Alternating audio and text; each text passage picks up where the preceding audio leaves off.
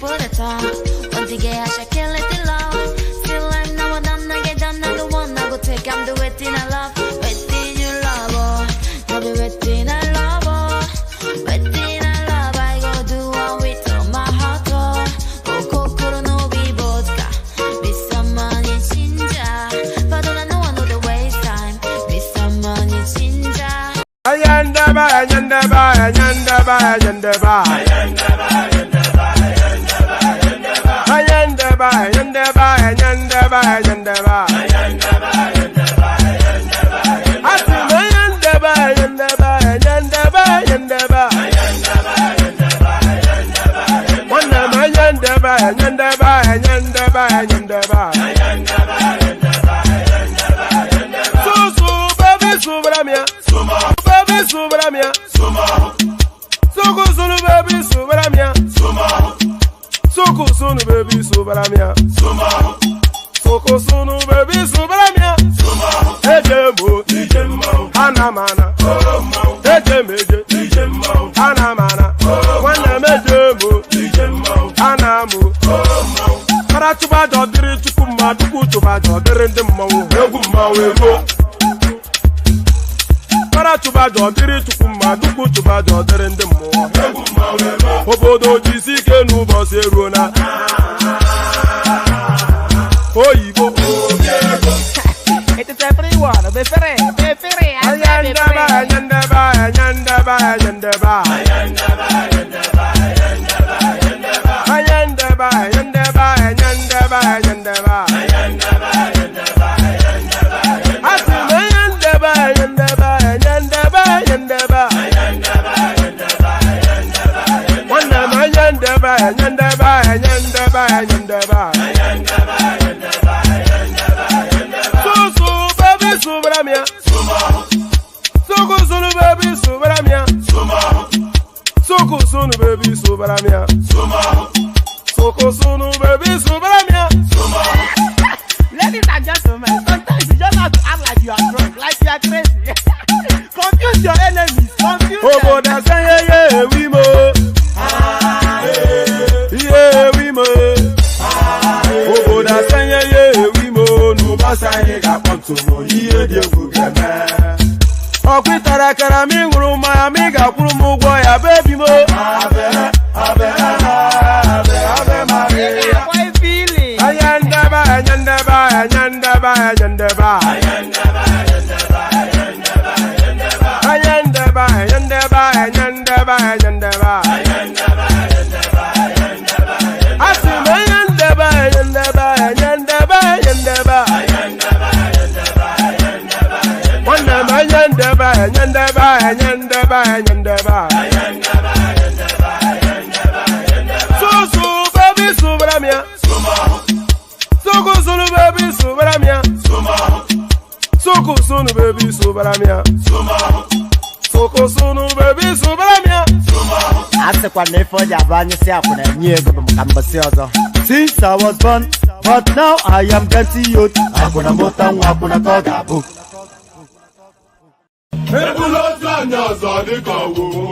Okay now. To person between my pen. I see. I see what I want to do when you forget me. Okay. What are you looking for? One day you get ya. Mama say I want me to go. I got no one who tell him back. Oh, where would he get? I got you to put it on one of them.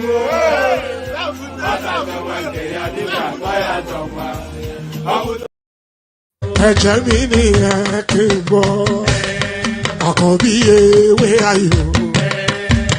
Ewe tu eje, itun lo ni ọtun ẹṣẹ, Ifá ló ní kan fà ìmọ́ra, àìbínú gbogbo àtàrẹ, gbogbo méjì ọkà bàbà, gbogbo mẹ́ta ọkà wáṣẹ́, orí ló túmọ̀ ẹnu, gbogbo ọ̀nà ní túmọ̀ ẹsẹ̀, Akpabio ìmọ̀ tú ìmọ̀ jọ. Ìmọ̀ èmi ni wọn kì í dálẹ̀, wọ́n bá lọ mẹ́lẹ́mọ́, wọ́n á fi jóye ẹlẹ́mọ́, Akpabio wọ́n bá lọ gbé fèrè, wọ́n á fi jóye ẹlòkò, wọ́n bá tẹ̀ mí, máa fi jòyè aláre. Àwọn mẹ́tẹ̀ẹ̀ta parapọ̀, wọ́n wá jọ ń pẹ́ mọ́. Ẹ̀ẹ́mọ́ olóko jẹ, wọ́n pa Akíntọ́lá, Akíntọ́lá ọmọ Ògún. Wọ́n pàdé ìyọ̀dà, ọmọ àtàlàbọ̀bà. Àkọ́bí wọ́n pàdé ṣàtàdá bẹ́ẹ̀. Ọmọ bá Ìjẹ̀bú mèrè. Aṣíwájú odò gbólùkẹrẹ. Ajagun lólòdì ọ̀run. Tó o bá ṣe pé tìyẹ, tó o bá ṣe pé tìyẹ, lọ́ bá ń darí jọ wí. Àgbèrò ni kún gbọ́wọ́, ọ̀gọ́ ti ṣìgìdì máa gbé, àgẹ́tì ló máa ń gbé, àyàn ti ìlàyàn ewúrẹ́. Ọlọ́run dákun má padà lẹ́yìn ẹ, kó má gbàgbé ọ̀rọ̀ tẹ́. Aṣíwájú Ọlọ́run dákun má padà lẹ́yìn ẹ, kó má gbàgbé ọ̀rọ̀ tẹ́. Àkọ́bí Ọlọ́run dákun má padà lẹ́yìn ẹ, kó má gbàgbé ọ̀rọ̀ tẹ́. Ọkọ̀ onírẹ̀lẹ̀ Ọlọ́run dákun. And there it is right there. Oh, that thing's completely cut my head off. So there it is right there. Oloma pada lẹ́yìn, may God never depart from you. So amen to that.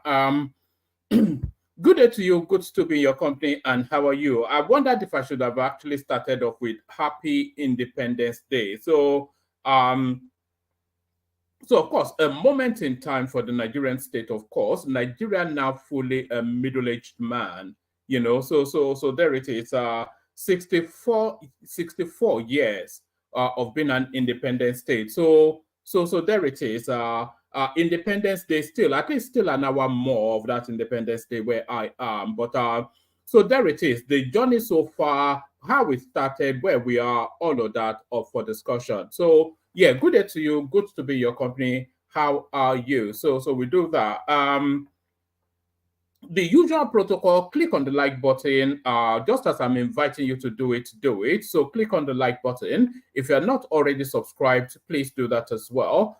If you want to come and join us on the screen, the hyperlink that says StreamYard, that's your invitation. So if you want to come and join, all of these voices that you hear all of the time, they did nothing but simply click on that like button and up they popped into the studio. So if you want to be a voice in the conversation that we have routinely, then click on that hyperlink, come join us on the screen. So click on like, click on subscribe, click on the hyperlink that says StreamYard to come and join us on the screen. Share the link as widely as you can. Spread it just to near and far quarters, so that our reach can expand. So that is your contribution to the mission. You know, we started off with the ambition of hitting 100,000 subscribers this year. That seems like it seems so ridiculous now as a thought. But then, of course, never say never and never give up spirit and all that. So that journey still, if you want to take us on that journey to that 100, which we should have hit already, by the way. So if you want to take us on that journey to 100,000 subscribers, the first step on that journey is your subscription. So click on subscribe and click on like as well. So those are two things you can do. And it's at no cost, you know. It doesn't go into your wallet and lift a note, you know. So it doesn't go into your wallet and lift a note. But what does go into your wallet and lift a note is the $sign at the bottom of the what is Diwali writing there? So Diwali pop on the screen. So you can come and keep me company. So what does lift $1 from your wallet is the $sign at the bottom of the YouTube screen. So click on that super chat. We anticipate 5 minimum super chats per stream. So if you feel inclined, do it. You are under no pressure to do it, by the way. I just mentioned it as part of the routinous things that I do. So you are under no compulsion to do it, but you are invited to do it if you are inclined to do it. So all those things, like, share, subscribe, hyperlink that says StreamYard, all of those things. So do all of those things. Shall we just kick it off? Why don't we? So let's just kick it off and then we see where it lands.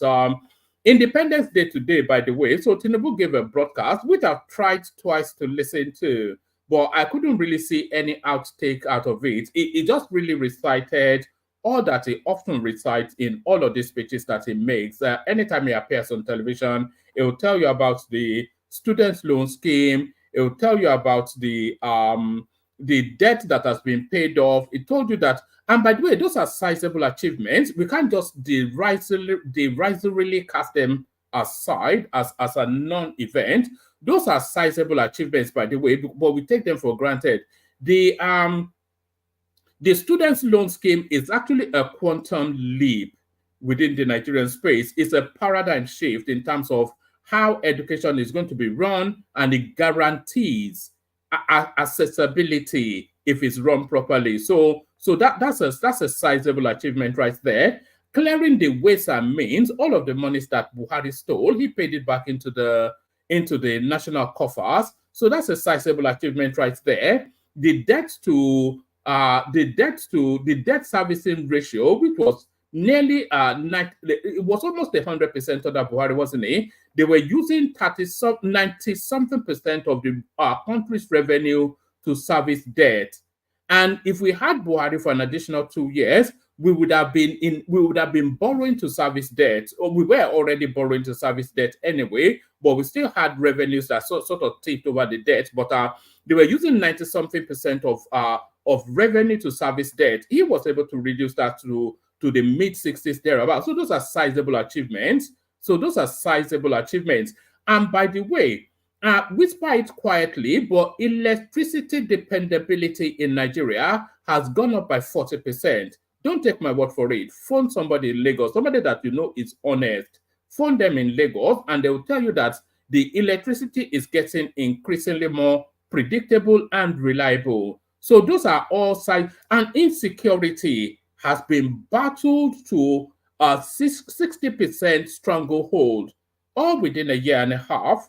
If you look at the wave of insecurity we were having barely 2 years ago to what we're now having now, where you had, I'm sure it's still at an alarmingly worrying level even now. So I'm not disparaging on trying to play down just the level of insecurity we have in that country. It's still at an alarming and an unacceptable level, but certainly nowhere near the levels that we had under Buhari, where it was like a killing field for 8 years. So that's somewhat it's been managed to a certain degree. So there's that. So there's a lot that this guy has achieved. But the most important thing really is to improve the standard of living of the people. And that really, so is food security, accessibility to healthcare, education, all of those, you know the key areas. So that now the next leap. So Tinubu now, his Independence Day speech, is this his second one? I suspect not, but we're not going to play the clip, by the way, because it spoke for about 20-something minutes, and like I said, I watched it twice, but it was a tedious watch, so I'm not going to suffer you that, but we just, hopefully a lot of you would have gotten a lot of the outtakes from it, so we can wrap conversations around that. And by the way, if you do want the conversation, you do have to come and join. So let me send the link again. Anybody that wants the conversation, jump into the studio. So if you want the conversation, hop into the studio. So let's go to it. It's just let's look at it from Renu Omokri's perspective, and then we move on. Right, Tinubu's 64th Independence Day speech. So this is Renu Omokri, who has suffered to listen to it. So let's see what he makes of it. The president started his speech by showing empathy. So yes, this seems to be how Tinubu often starts his speech. I feel your pain sort of seems to be the starting phrase. The president started his speech by showing empathy, saying he understands the challenges Nigerians face as his administration returns the economy and devolve. What does it mean, returns the economy? That doesn't even make any sense as a phrase. The president started his speech by showing empathy, saying he understands the challenges Nigerians face as his administration returns the economy and devolves power. It was a commendable start to his Independence Day speech. President Tinubu fessed up to the country's mistakes and talked about how he and his government would address them by going into the let me just start that just sounds like rubbish, doesn't it? Let me just start again. The president started his speech by showing empathy, saying he understands the challenges Nigerians face as his administration returns the economy and devolves power. It was a commendable start to his Independence Day speech. President Tinubu fessed up, that is to confess up. He's trying to still be down with the case. I think he's 50 plus when I'm agree. President Tinubu fessed up to the country's mistakes and talked about how he and his government would address them by going into details of the progress they have made in the last 16 months. He gave Nigerians and our international partners some relief and confidence about the future. I quite like how he tied the improvement in security to agriculture, especially in the north, and how farmers are beginning to return to farms in places where terror hindered their activities, and by speaking in particular about how he will give hope to the people of Borno State as they face additional flooding issues. He gave the people of Borno confidence to face the future, talking about how his government has reduced the debt service ratio from 97% to mid-60s, as well as paying the backlog of forex debts to foreign direct investors, whilst at the same time increasing our foreign reserve will definitely excite investors and is likely to spur more FDI in Nigeria. The emphasis on CNG vehicles as an alternative means to PMS is positive. The president ought to have gone into more detail on this to give Nigerians further hope. He should have given specific numbers of how many vehicles have been introduced and how many more his government plan to introduce, and maybe commend Innocent Vehicle for buying into this vision, and a bit more detail. The National Youth Conference is a pleasant surprise to last 30 days. This will reinvigorate patriotism and commitment amongst our youth. This is perhaps the best part of the speech. The president pulled a special rabbit out of his hat. He says the selection of delegates will be announced soon. We hope and pray that it will be done in conjunction with credible youth groups. Kudos to Mr. President. So I think those are essentially the outtakes of Tinubu's speech. So it's just it cannot speak to anything else other than to speak to the language of hope. So it's to the language of hope that he spoke. So he spoke to the language of hope. So Nigeria turns 35, but how has the journey been so far? That is the question. Nigeria turns 35, but how has that journey been so far? So let's pick it up from the beginning. So a story, of course, starts from page 1. So let's time portal back to the page 1 of the Nigerian state and then walk that journey 64 steps. So this is where it all began. Watch this.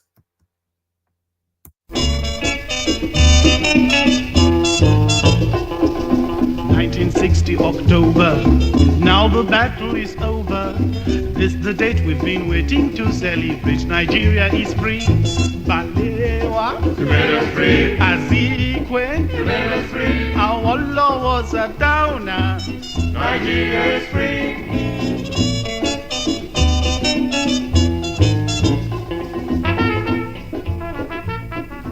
The Independence Calypso, Miss Independence is chosen and admired The magic word is everywhere as the capital city of Lagos goes gay with decorations arranged by the man who decorates our own Regent Street for Christmas. It's self-government free from slogans, a time for celebration, not recrimination. Half a century of British rule ended at midnight on September the 30th.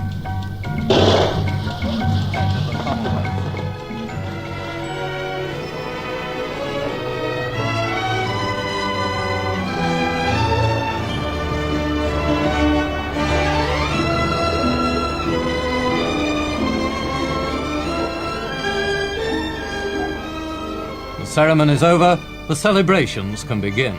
The state ball, a glittering occasion, a great gathering of Nigeria's leaders and their guests from many parts of the world, but marked by that capacity for easy informality which the princess clearly shares with the people of Nigeria.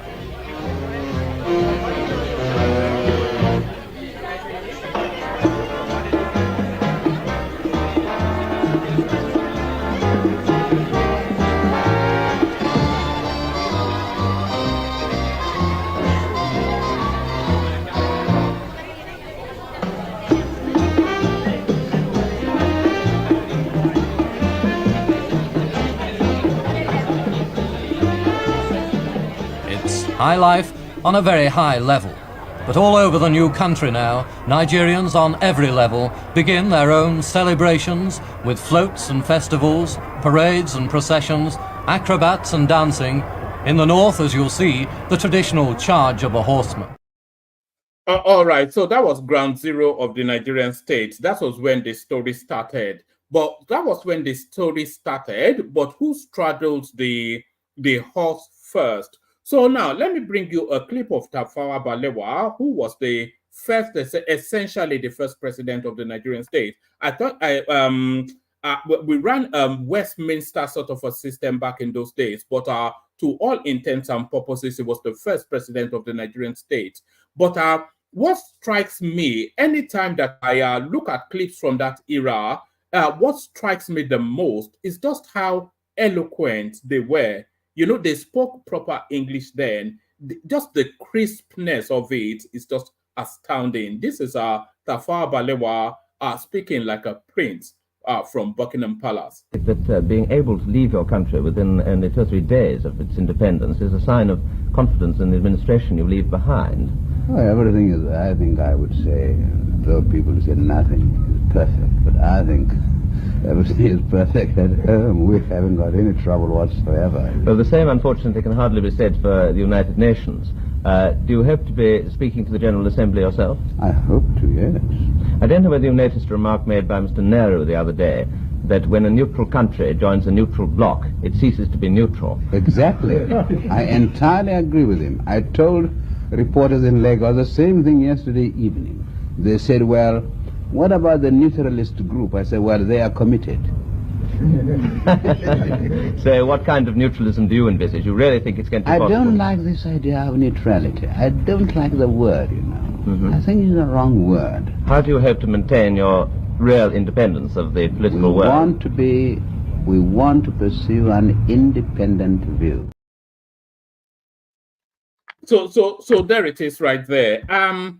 It's just quite impressive how eloquent he is or was, you know. And they all spoke like that, by the way, especially the Northerners. If you see a Northerner that is well educated, they speak the best English in Nigeria. You know, not that English is a standard of measure of anything, but if you meet a well-educated Northerner, especially British educated, they speak the best English in Nigeria, the absolute best. So there it is. That's Tafawa Balewa, your first prime minister. But still in keeping with that memory lane theme. So still in keeping with that memory lane theme, watch this. A closer look at Nigeria since independence. Now that Nigeria is 64, we reflect on the journey of a country filled with triumphs and struggles. The bright green and white flag raised in 1960 still carries the hopes of the whole nation, hopes that in many ways are still waiting to be fulfilled. Welcome back to Naija News TV as we take a closer look at Nigeria since independence. The future looked bright when Nigeria became independent from the British rule in 1960. Many Nigerians in 1960s would think Nigeria's independence is the real freedom. The country was rich in natural resources and full of potential. People believed Nigeria would soon become great and prosperous. Leaders like Nnamdi Azikiwe, Abubakar Tafawa Balewa, and Obafemi Awolowo had big plans for a united country where different groups would work together for the common good. However, the path to success proved much more challenging than anyone expected. Soon after independence, tensions between different regions and ethnic groups began to surface. In 1966, just 6 years after becoming free, Nigeria experienced its first military takeover of the government. This event marked the beginning of a difficult period in the country's history. From 1967 to 1970, Nigeria faced a devastating civil war. The southeastern region tried to break away and form a new country called Biafra. The war lasted 3 painful years and left deep scars on Nigeria's national identity. The image of starving children shocked the world, and the effect of this conflict would shape Nigeria's future for decades. After the war, Nigeria tried to rebuild under the leadership of General Yakubu Gowon. Then, in 1970s, something happened that seemed like a stroke of luck. Nigeria discovered it had large amounts of oil. This oil boom brought sudden wealth to the country. Tall buildings increased in Lagos, and big projects were started all over Nigeria. It looked like the country was on its way to becoming an economic powerhouse. But this new wealth turned out to be a mixed blessing. Instead of bringing prosperity to everyone, it led to widespread corruption and mismanagement. How did having so much oil end up causing hardship for most Nigerians instead of making their lives better? Over the years, Nigeria has gone back and forth between military rule and civilian government. In 1993, there was a presidential election that many people thought was free and fair. Moshood Kashimawo Olawale Abiola was expected to win. However, the military government cancelled the results, throwing the country into crisis. Many Nigerians still wonder how things might have been different if that election had been allowed to stand. Today, in 2024, life in Nigeria differs from what people hoped for in 1960. Many university graduates can't find jobs, and dreams nurtured in school often crash against the realities of a struggling economy. The gap between rich and poor has grown wider, and basic necessities are becoming luxuries for many families. The value of Nigeria's currency, the naira, keeps changing, making life unpredictable for ordinary people. As food prices go up, many families find it hard to put meals on their table. These challenges have led many Nigerians to leave the country, looking for better opportunities in Europe and other parts of the world. But this brain drain comes with its own risk and uncertainties, which can make it harder for Nigeria to develop. Corruption remains a big problem. Too often, public money meant for development ends up in private pockets. This leaves regular citizens wondering what hope there is for their children's future. The current situation is far from what Nigeria's founding fathers imagined.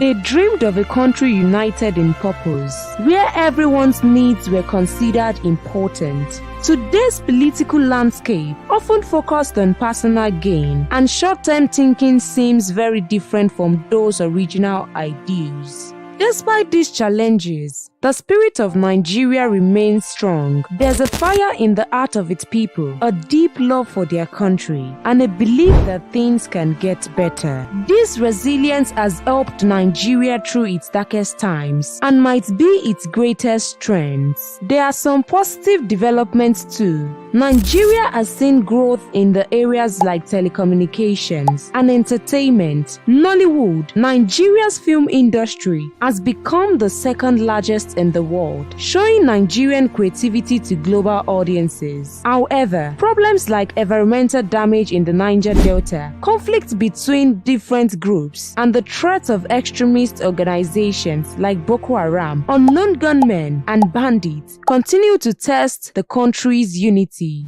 It is important to recognize that some people in government are trying to make things better, even if the results aren't always what people hope for. But for the average Nigerian, each day brings its own set of challenges, from unreliable power supply to inadequate healthcare, from poor road networks to struggling educational institutions. Looking back on 64 years of independence, it is clear that many of the hopes of 1960 haven't been realized yet.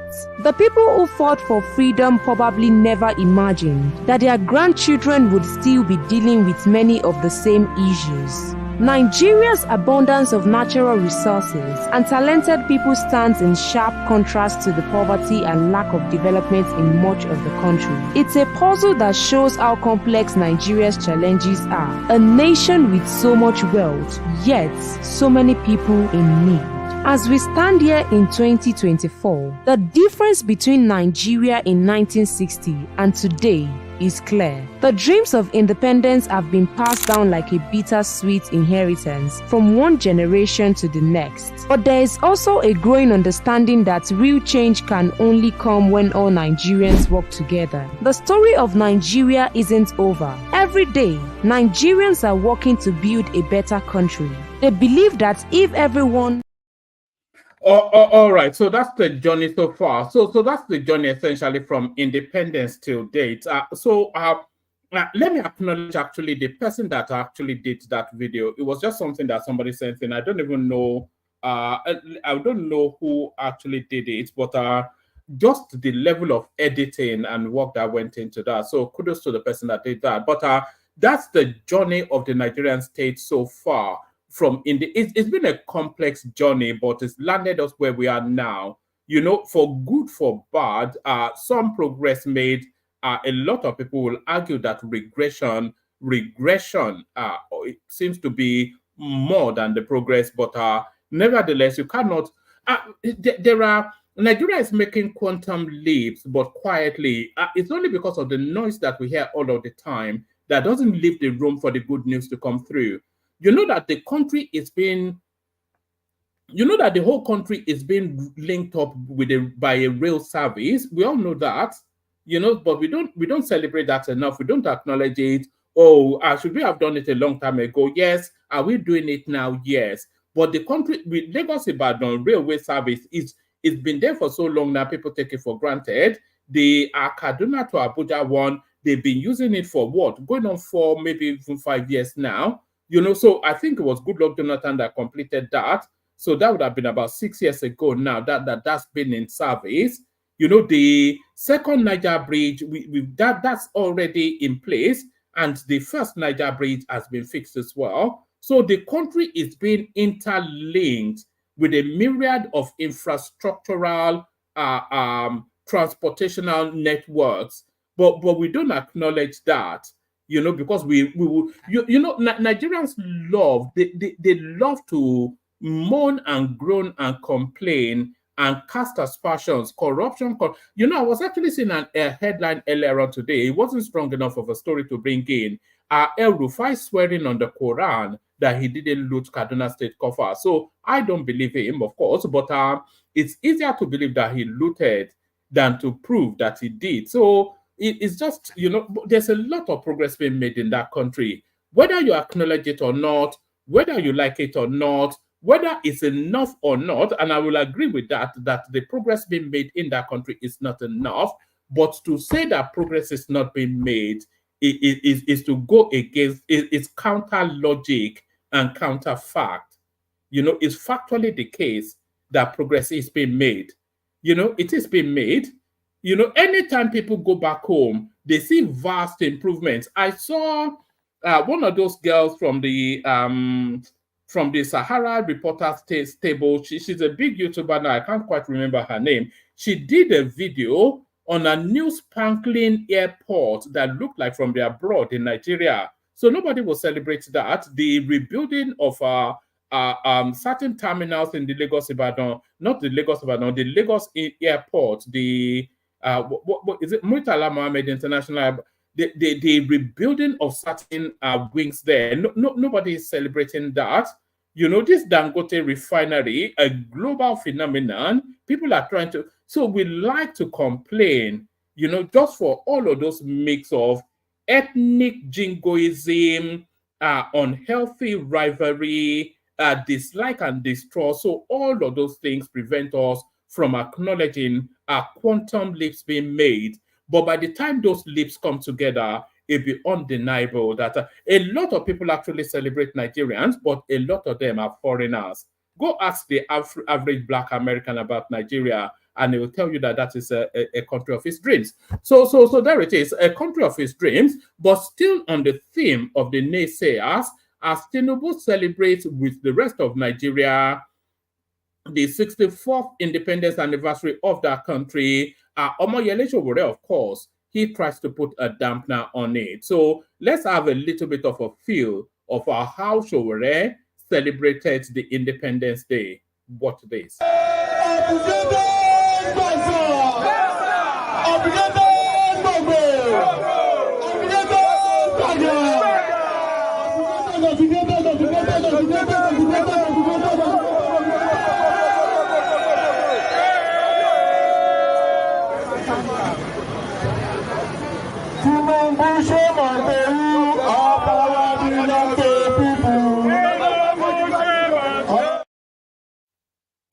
So there it is right there. So we're reverting back to type. Luta continua, but Victoria never asserta. Luta continua, that's Latin, of course. Luta is the struggle. Continua is continue. Victoria is victory. Asserta is certain. So that's the mantra that we know Sowore for. Luta continua, Victoria asserta. That's Latin. But Luta may continue, his struggle may continue, but we hope that Sowore doesn't get victory because his battle is not for the Nigerian state. I've always maintained that, and I thought I was an anomalous voice in that space until I heard this guy. Watch this.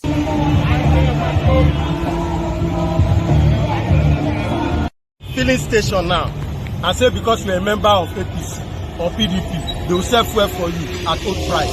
It's not possible. So this thing affects every Nigerian, and that is our concern. When we declared this protest, Sowore and Co were not there. As we were hungry, they kept agitating for their political interest. It has been like that ever since election after election. But this hunger of a thing was our own cry out that we want to express our feelings. And we came online and expressed it, and it touched the whole Nigerians. And we realized many other people too are affected. And everybody too came down. So a situation where somebody have now turned this protest to something organized by Take It Back, it's an hijack. This is a complete hijack of this protest. Let us go back to the basis. And what happened after you hijacked it? The President Tinubu came and made some us. And we saw the only thing that is a take home in his speech is that he will open room for dialogue. You didn't dialogue with him, you went to the US. Only for you to come back a few days for this one and start organizing it under AAC, under Take It Back and other. There's nothing like fearless. We were never afraid since we came. I did the first protest of this demonstration on the 29th and declared 1st to 10th. I didn't bring anti-court. I'm the national leader of anti-court in the whole Nigeria. I didn't bring anti-court with. None of those things put food on our table in our family. So the position is this. This is not a Take It Back movement protest. We are calling for dialogue. And the president has said he wants to dialogue. And you have refused to dialogue with us. This is an avenue for you again. We are here for dialogue and not riots. Forget as it come. Anybody carry the banner he likes. Anybody wear the cap. You can even wear PDP, APC, whatever you belong. It's none of our business. But this is not politics. So, we want dialogue. And the president should dialogue with us. We went peacefully now to Alausa. And the police there do not allow us to express our feelings that they dispersed us. Some of us have to be run enter skater until we stood our ground. And it was because it was on a live video that made them now sub-pedal.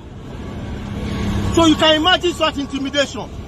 When some people are already blackmailing that it's going to look like violence. You don't need to speak the word. You are speaking to us. There are some languages we understand. When you are in a position of power, speak those good languages to us, not violence. This is not Sowore'S cause. Sowore is not hungry as we are. He is contesting for presidency and all those things, trying to change Nigeria. We understand. But this is a very serious thing. We don't want anybody to start taking advantage of our situation to be cashing out anything. Okay, your name, please. My name is Ekun Conferred, popularly known as Aluta. Aluta, which of the organizations do you represent? The Anti-Court Alliance Movement. Okay. I'm the national leader of Anti-Court. No, but here now, who are you representing? Yes, we are not we are Nigerians. We are many than all of them. We are not NLC. I am not NLC. I'm not we are Nigerians. We have our rights. We are the one expressing our interest. Nobody should come and bamboozle us because they are popular and have money. If we don't have money, we'll try our best. Thank you. Thank you, ma'am. What I see is that the agitation for an end to hunger, hardship, and bad governance in Nigeria is a Nigerian thing. It's not an individual thing. It's not a political party thing. It's not just a mere pressure group each, because it's a peaceful protest. We want to advise that police will do their job diligently by identifying people who are troublemakers and people. And see the way we were stopped, we were disturbed and harassed. So you can imagine we peaceful protesters being treated like that.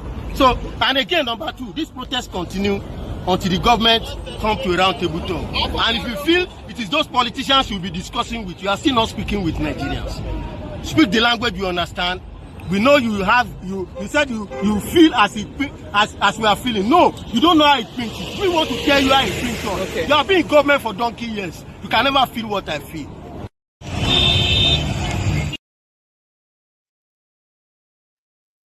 All right, so there it is. So that's an Aluta comrade right there. There's a lot to be unpacked from what that guy said. So what he's saying essentially is that Sowore is an opportunistic interloper. That's essentially what. So I'm not even trying to use big words, but that's what best describes it. What he's saying essentially, which is something I've always tried to infer on this platform, is that essentially that Sowore is an opportunistic interloper. So he said, and I concur, that Sowore'S interest is not really, Sowore doesn't really care if you starve or you don't. When did Sowore start caring about the plight of the Nigerian person? It's a millionaire under American payroll. You know, it's even a dollar millionaire. So what does he care about your plight? How does he even identify with it? Does he know the price of Gario? It doesn't give an FUCK about your plight. It doesn't give a fuck, you know? So it doesn't care. You are just essentially tools in the hands of powers bigger than you. So let's just even have this conversation. You are essentially tools in the hands of powers that are bigger than you. And that is the lot of the Nigerian person. You are essentially tools in the hands of powers that are bigger than you. And Sowore is one of those powers. So what they are doing essentially is just to try and they are leveraging you. Somebody leverages you from the right, somebody leverages you from the left, but ultimately it's the battle for supremacy between left and right. So Sowore is left of the ideological divide. Somebody like Tinubu, he is right of the ideological divide. And the contention for power has always been an interlock, not even an interlock, but a coming together of heads between the ideological divide, the left and the right. So, and what they use for that power battle is the masses. The left will tell you that the left, so if you want to know the left, sort of like a socialist Soviet-style Karl Marx sort of mindset. So that's the left. So that's the left. And then the right is like a capitalist. If you look at the royal family of England, for instance, you can use that somewhat as an example of the right. So that's the right. So, and that's the ideological divide. And what they do, the left will tell you that the resources of the state should be for the common good, so that nobody is left behind. And then the right will tell you that they will create wealth so that you can be independently wealthy. And that's the conflation of it all. And then the left will tell you that look at the right, they are living large because the right, traditionally, they are an elitist, oligarchical sort of space. That is the right of the ideological divide. They are an elitist, oligarchical sort of a space. Intellectual princes, dukes, chiefs, basharons, etc. So that's usually the demography of the right. And the left, they are sort of a Lutherist, sort of like Che Guevara, like Bobby Wine in Uganda. Omoyele Chore tries to give the inflection of being left of center, but it's not really ideologically driven. But ultimately, those conflicting power tussle divides, they leverage the masses as the tool to either gain or retain power. And that is essentially what it is. So you are nothing but a tool. You are nothing like a spanner in the hands of a mechanic. He will use it to tighten that knot and then throw it away and then look for it whenever he needs it again. So you're nothing but a tool in the hand. Are you dumb enough to think Sowore'S is after your betting? Don't be silly. Don't be silly. He doesn't give an FUCK about you. Doesn't give a fuck about you. But let's carry on. Tinubu to confer national honors on Akpabio, Kekere Ekun. So they are handing out these national honors like confetti. President Bola Tinubu will soon confer national honors on Senate President Godswill Akpabio and Kudirat Kekere Ekun, Chief Justice of Nigeria CJN, Tajuddin Abbas, Speaker of the House of Representatives Barau Jibrin, Deputy Senate President, and Benjamin Kalu, Deputy Speaker of the House, will also be recipients of national honors, whilst Akpabio and Kekere Ekun will be conferred with the Grand Commander. Is that not the highest honor? That's the highest honor, isn't it? I thought the Grand Commander was only the purview of presidents. I thought it was only presidents that got the Grand Commander of the Order of Niger. Whilst Akpabio and Kekere Ekun will be conferred with the Grand Commander of the Order of Niger, Abbas and Jibrin will get Commander of the Order of the Federal Republic of Nigeria, CFR. The Deputy Speaker will receive the Commander of the Order of Niger, CON. Tinubu made the announcement during his Independence Day anniversary broadcast on Tuesday. The Senate President and the Chief Justice of the Federation have been conferred with the honor of Grand Commander of the Order of Nigeria, GCON. So actually, let me read it to the end and then we'll run commentaries on that. I'm not quite sure I'm happy with that. The Senate President and the Chief Justice of the Federation have been conferred with the honor of Grand Commander of the Order of Nigeria, GCON, Tinubu said.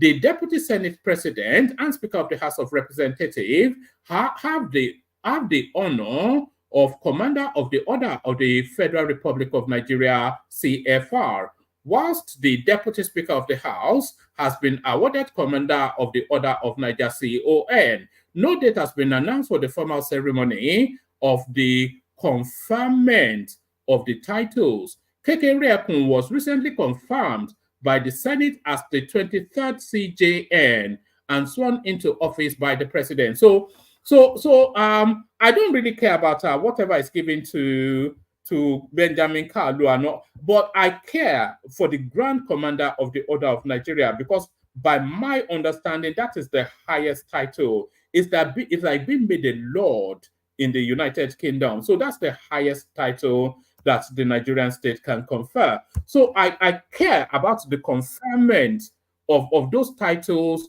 on those elements. There is absolutely nothing that justifies, unless it's tradition. I'm not quite sure it is tradition. There is absolutely nothing that justifies Godswill Akpabio being conferred with the Grand Commander of the Order of Niger. There's nothing that justifies that. But there is even less that justifies Justice Kekere Ekun. Yeah, there's what's the highest one then? Commander Federal Republic of Nigeria is the high. No, Grand Commander of the Federal Republic of Nigeria is the highest, as far as I'm aware, unless I'm being indignant with a misunderstanding.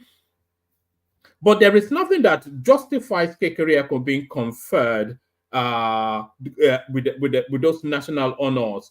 She's just been sworn into that office 2-3 days ago. She has not even sat on the seat, and I'm meaning physically. She's not even sat on the seat as the Chief Justice of Nigeria. I never handled anything, and suddenly she's been given the highest honors in the land. So what justifies Justice Kekere Ekun being given the Grand Commander of the Order of Niger? You know, I cannot see it. It's an abuse of that process, if you ask me, and more so Godswill Akpabio. The totality of it, Godswill Akpabio and that woman, all an abuse of that process. 64th independence. Why we should appreciate being Nigerians. This is Madam Ngozi Okonjo-Iweala putting a positive spin on the day.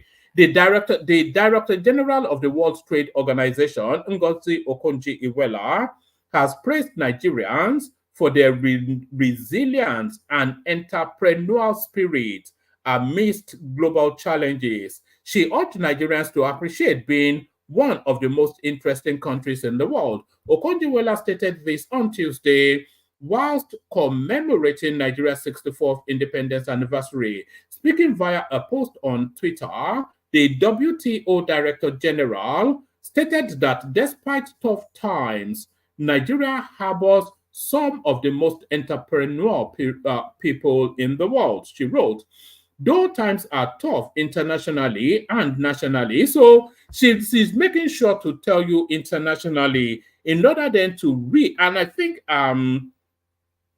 Tinubu mentioned it in his national broadcast as well. She's making sure to tell you that times are tough internationally and nationally. So there is nothing going on in Nigeria now that is not going on internationally. Any of you living in whichever country that you're listening to me from, you can attest, either in Eastern Europe, Western Europe, South America, North America, whichever country, the Middle East even, you can attest that the cost of living, especially food, has gone up by an average of 40, 60, even 100% over the last 2 years in whichever country you're in. So Nigeria cannot be in isolation that would not apply. And that is essentially what Madam Ngozi is saying. She wrote, though times are tough internationally and nationally, we should appreciate that we are from one of the most interesting countries in the world, with some of the most exciting and entrepreneurial people in the world. And then she puts an exclamation mark there for emphasis. I certainly appreciate and thank God for this. So she's certainly not a Biafran, very much fully a Nigerian.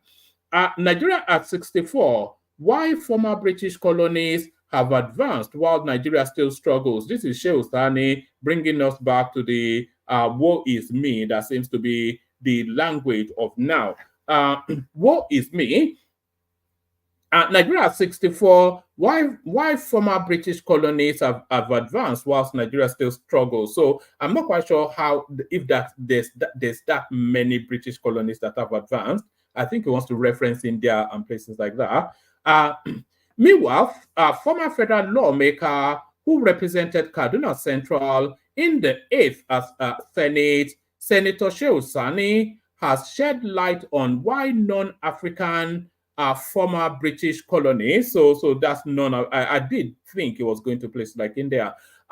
Meanwhile, a former federal lawmaker who represented Kaduna Central in the 8th Senate, Senator Shehu Sani, has shed light on why non-African former British colonies have thrived. I have a theory on that as well, by the way, but let's hear what Shehu Sani has to say first, and then you hear my theory.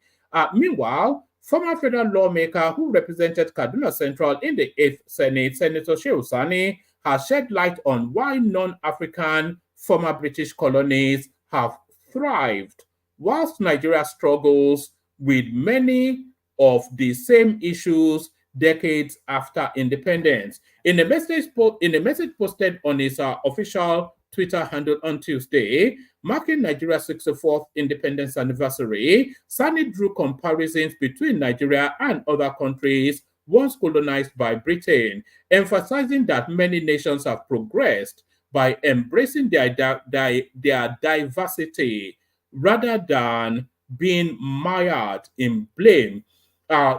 Sani noted that, like Nigeria, other former British colonies across the globe experienced similar colonization processes. He pointed out that countries such as the United States, Canada, and others in Asia and the Americas were also products of European colonization. But, and by the way, I don't think you should be citing the United States. Hold on.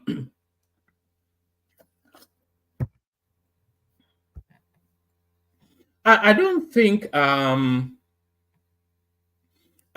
it should be citing the United States and Canada as former British colonies. So the United States and Canada and even Australia, New Zealand, they were never British European colonies.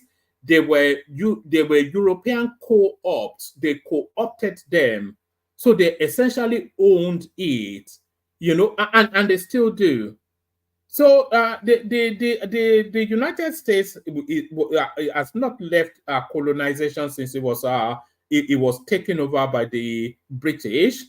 It's still very much the British structures that still run it, even the British persons. What was it that Uncle Tess said the other day? It was in a conversation with that Indian guy that was running to be the candidate for the Republican. She used a particular phrase, and the phrase she used that since independence, there's never been an American president that did not have English blood or British blood. That's what she said, and you can fact check that since independence, there has never been an American, even Benjamin Disraeli, he will say it was, no, I think that's actually British. There's never been an American president that did not have a drop of British blood.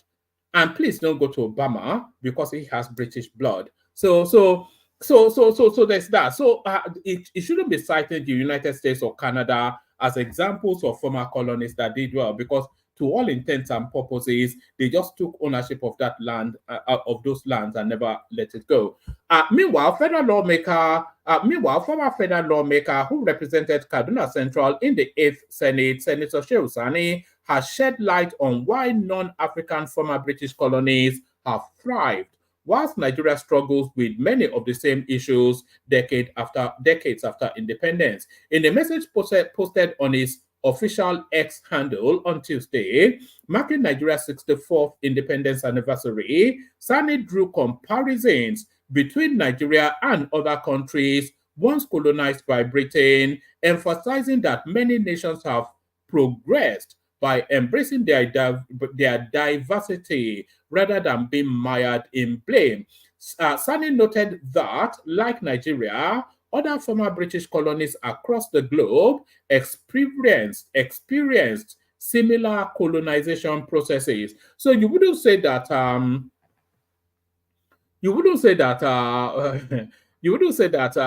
United States experienced the same process, or Canada, or New Zealand, it was a totally different process that applied there. He pointed out that countries such as the United States, Canada, and others in Asia and in the Americas were also products of European colonization, but have moved beyond blaming their colonial past and instead focused on building their nations for the future.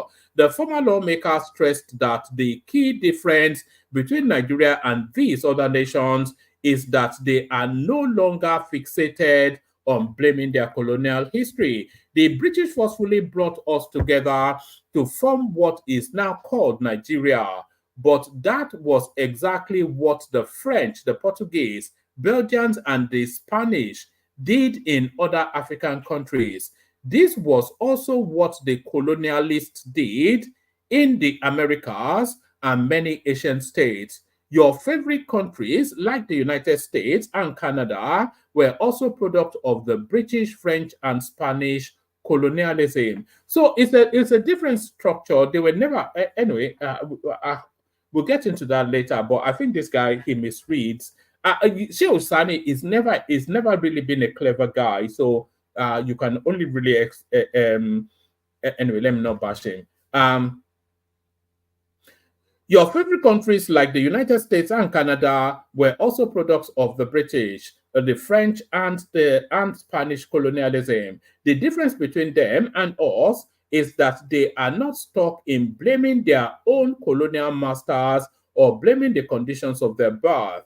They have learned to make use of their diversity and build their countries for the future, despite all their challenges. Or despite all their challenges of nationhood, as Sani explained. So you can disregard, and then subsequently discard whatever it is that Shehu Sani just said there. It is a total misread.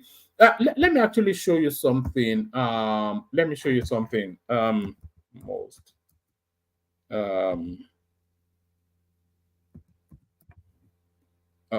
on, just stay there for a moment.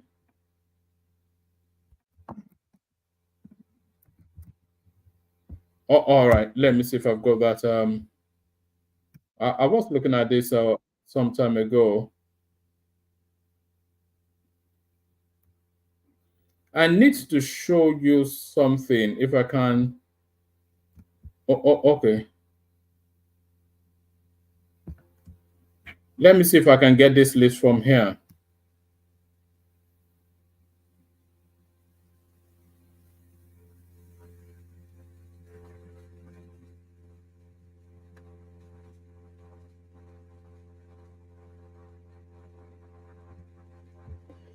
All right. Maybe I'll find this subsequently. But if you look at the list of the most ethnically diverse countries in the world, the top 20 are mainly African countries with maybe one or two non-African countries. And Nigeria, I think, is the 20th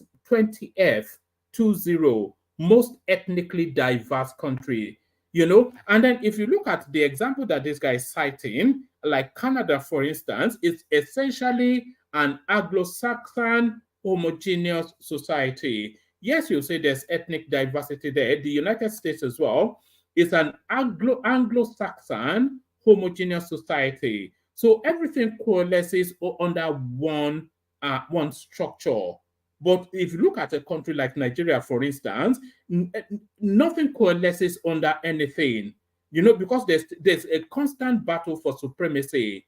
The Yorubas want to be supreme, the Igbos want to be supreme, the Hausas want to be supreme, the Fulanis, everybody wants to have supremacy. So there is no homogeneity and there is no common purpose. There is homogeneity and common purpose in places like Canada, United States, even China. China is probably the most ethnically diverse country in the world, but there's one overarch ethnicity that forms the majority of that space.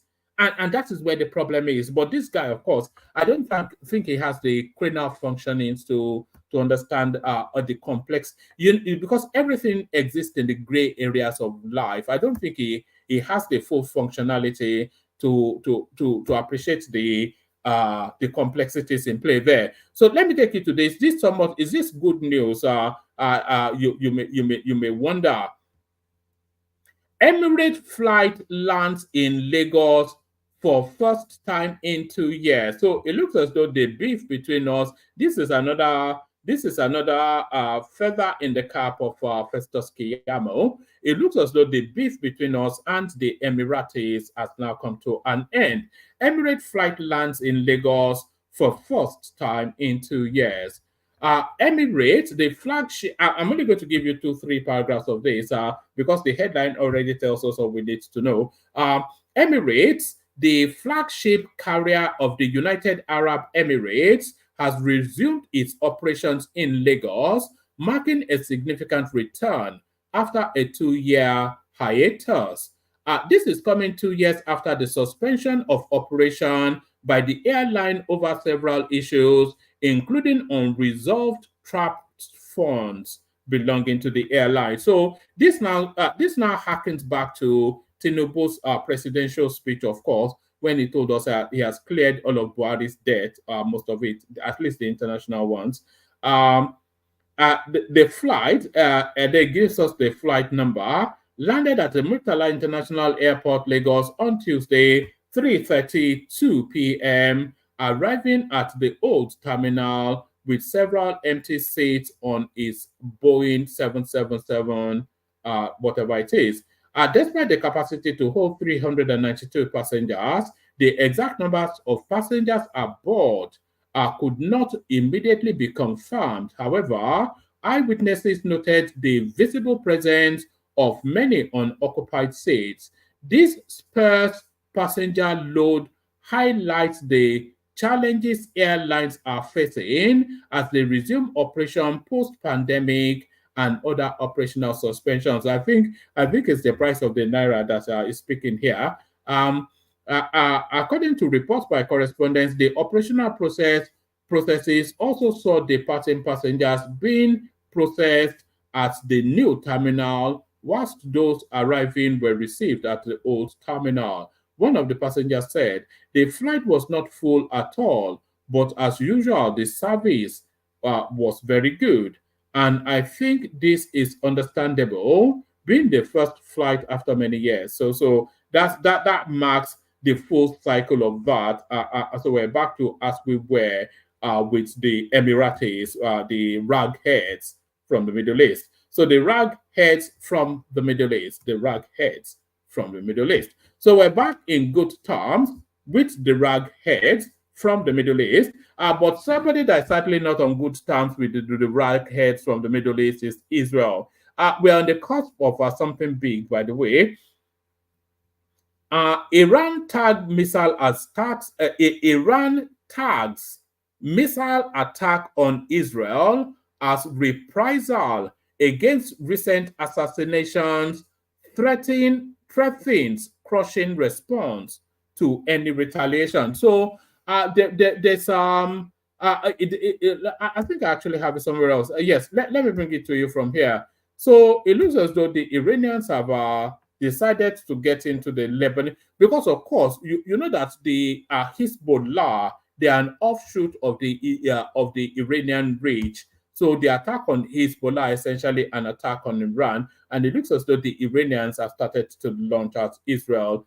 Iran today is the only Muslim country in the world that is ready to risk everything to defend the honor. So I think they are looking at it from that prism. It says that World War III is trending because Iran has ended its proxy war and fired a series of ballistic missiles into Israel, overwhelming the tragic Israeli Iron Dome. If Israel reacts to this first wave, Iran plans to respond with a crushing attack second wave. So that seems to be coming out. So maybe we'll verify that in the course of, but there seems somewhat an inevitability to it. But there it is right there. So there it is right there. Charles, hop on. The room needs populating. If you're not doing anything, that's Charles next right there. So if you want to hop on, hop on. Let me play you one more clip, then I'll play you the Kegite music, and then we'll see what happens next. Let me play you one more clip. So this one is, you know what they call tragic comedy. You know, it's as equally a tragedy as it is a comedy. So it's a tragic comedy. So this one, and it's not even a skit, it's a recitation of what is going on in real life in Nigeria. So let me just play you. Let me leave it as ambiguous as that. Let me play you the clip. Please, we are Mr. and Mrs. Egodo. This is my wife, Ijoma. I'm Chijoke. Please, we are begging NEPA or any people that are in charge of giving us light here in Anambra State. Please, we are duly begging you people to remove us from Band A. We don't want to be inside Band A again. We are appealing to you. If there is... Let me on the light so that this... On which light? On which light? On which light? Sorry. Ijoma. Ijoma. Sorry. Oh, already bright. What don't you use brightness to do? Sorry. It's for the camera to bring your color out. Please, we are begging you people. Please, any band you people put us inside, please, the band will not be called Akosei now. Please, we are begging you people, remove us from Band A. Remove us from Band A in the NEPA. Please. If there is anything like Band Y or Band Z or Band 0, carry us and go there. Please. Otoko, but Anogide 3 days, you will not see light. They did not put me into this kind of light. The sweetness of Nigeria is 3 days no light. I don't know where this Band A and Band B started. Please, please, please. Enough is enough. If you look at us now, you will think that we are selling electronics. I'm begging you people so that I will not be having issues with my wife. Because I have warned her, nothing like light again in this house. But we use it to see. We shall walk in darkness. We see by faith. We are Christians. We are Christians. We walk by faith and not by sight. We walk by faith and not by light. Please.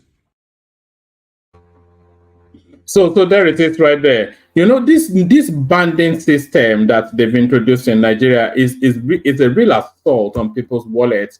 But if they can guarantee the electricity, though, then maybe it still works for people's budgets. Because if you remove the money you spend on petrol for your generator, and then you equate it to the increment in electricity tariffs, then it still proves to ultimately be a savings for you. So there's that. All right, let me play you the Kegite music, and then we see what happens next. First, the Kegites. Water, only water, where they see ma. Water, only water, where they see ma.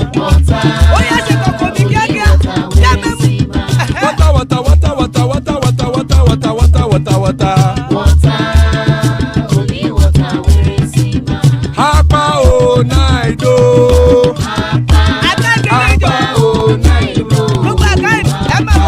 Hapa you don't come o.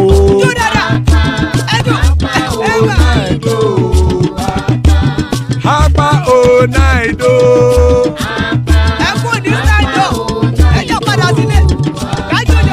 Oro keke elemu ye o. Ibe shodi ya kekere elemu re o. Obi master kekere elemu re o. Chifu Latif kekere elemu re o. Eruku lele elemude. Eruku lele egbe elemudodo jare o. Eruku lele Ghana ti de egbe body o. Ọmọ ẹlẹ́yẹ ẹ̀yẹ o ó dilé o. Olúyẹ̀lá ẹ̀yẹ o ó dilé o. Petrosonam ẹ̀yẹ o ó dilé o. ṣódùnkẹ́ ẹ̀yẹ rẹ̀ ó sì lé o. ọmọ ẹlẹ́yẹ ẹlẹ́kọ̀ ọ̀run mú ìní o. ìgbàlà tí àkùkọ ọ̀run méjìkọ.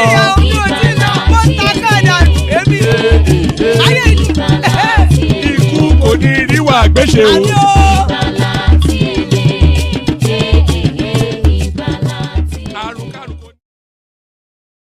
There it is right there. Ikoko Niru Agbeche, amen to that on behalf of myself and you, my friends. Joining us, Thomas. There's Thomas right there. Ajanle Koko is with us. There's Ajanle Koko right there. Kenya is with us. Hopefully, it's not a state. Charles and next, who I called out in the comment section. And there is Tony Africa right there, joining us after a long time not being here. So good to see you, gentlemen. Hello, one man. How are you? I'm good. How are you? It's been a moment. Long time. Walk, Abby. Yeah, no. Today I'm with you today. All right. Good morning, everyone from Australia. Yeah, Awama, let me make a correction. I think we are more Nigerian. I'm more Nigerian than you. I know you are an Englishman.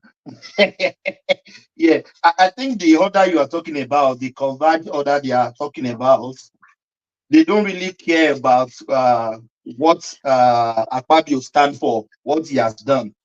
Those offices is a mandatory for those guys to have those order. If I'm wrong, people can correct me. So it's not about what Kekere Ekun has done or this one has done. Yeah, it's that office. They have to convert them in that post, that honor. So that one correction I want to make. If I'm wrong, people can correct me. Yeah, somebody was also saying in the comment section that it's not the highest honor in Nigeria, which was what I was riding against. But we'll see. Maybe all that rant was for nothing. But thank you for that, Thomas. Let's kick it off with Ekene before he falls asleep, if he's not already falling asleep. Ekene, you did it? Honorable. Okay, kwata. Now happy Independence Day with the greeting. Be no concern me. Which one will they do? How will they do? Now happy Independence Day. No concern me. It no concern me. Now wow. No So how was the day? How was the day viewed? Where you are? What were people making of it? Independence Day. So Tinubu making speech to tell you about his achievement. Sowore'S protesting to tell you about a lack of achievement. So where are you in all of that? Well, I think nobody really care about what is happening in Nigeria anymore. The independence is just it's just within the cabals and the leaders. So within the citizens and masses, nobody is talking about independence. So I went to my business. So we don't really care. Even the presidential speech, I don't have the time to listen to it. But when I was reading some readout on what the point he made and all that, I feel like this is normal speech that he used to give starting from the time he assumed office. The same promise, the same kind of speech, and the same kind of trying to tell people to endure. There will be a light at the end of the tunnel, this and all that. So, and there is no specific agenda that they are trying to put in place. So the only thing, I think he said he want to have youth conference and all that, maybe in order to buy them to his side for the next election, because having youth conference doesn't mean that you are going to create job for them and build their human capital index and all that. So it's just to maybe gather them in one place, offer them some money to help him win an election in 2027. So that's the only thing they know how to do. And I am not surprised. So that is it, one man. I don't really care. And I'm not impressed with the presidential speech. I'm not really impressed. There is no clear direction where we're going to. But you said you never listened. You said you never listened to it now. I just read out as in when the news was there, when I was reading the news, maybe I just glance through the news. It's trying to what I see there. It's not encouraging. It's not encouraging at all. It's still the same thing that it used to be. One man, please give me 1 sec. But Ekene, you forget about the politician, but can you wish Nigerian happy Independence Day? Nigerians, not politicians. Nigerians like me, I will wish you happy Independence Day now. I don't care about politicians, but can we wish Nigerians as a whole happy Independence Day? It's up to you. No, I will not really wish Nigeria happy.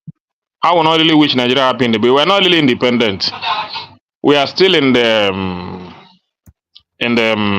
hands of our colonial masters, because most of our policies is just to favor them. The floating of the naira, the removal of fuel subsidy, all our policies is just in the just to favor the international, not really for Nigerians. So nothing has really worked for Nigerians since independence. Instead, we are going backwards every day by day. So why would I wish them happy? Happy for what? In this kind of situation, a bag of rice is almost 105,000 naira in the market today. So what am I wishing them to? Why? What happiness? Nobody is really happy. The only people that are happy is people that are privileged to benefit from the government. Maybe people eating from the scum that are falling down from the table of the Asorok. So those are only people that maybe are somehow happy.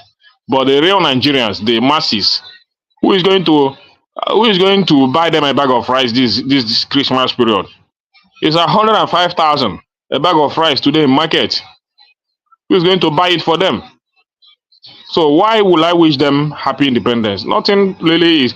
Everybody just keeping calm, try not to cause confusion, and let's see when this state capture will end. We'll just wait and see the end of it. Then the remaining people that will be alive till then. Is that the new phraseology? State capture? Is that the new? Is that the phraseology? The situation of the country now in the hand of APC is state capture. They have really captured the country. So what they are using is just using the resources of the country to buy the mind of a few people that are not that don't have integrity at all. So just listening to them, just like listening to Felix Moka the other day saying that Buhari spent 8 years trying to clean up the mess of PDP. 8 years. People that don't have conscience. Someone's father come in the national television to say that Buhari spent 8 years just to clean up the mess of PDP. Then what is Tinubu doing? Cleaning the mess of Buhari. They don't have conscience at all. So once they are eating from the scrum, they just open their mouth and talk anyhow, thinking that Nigerians are stupid. That's what they are doing. So most of the time, I don't come here most of the time to speak again because nothing is really changing. What am I going to tell you every day?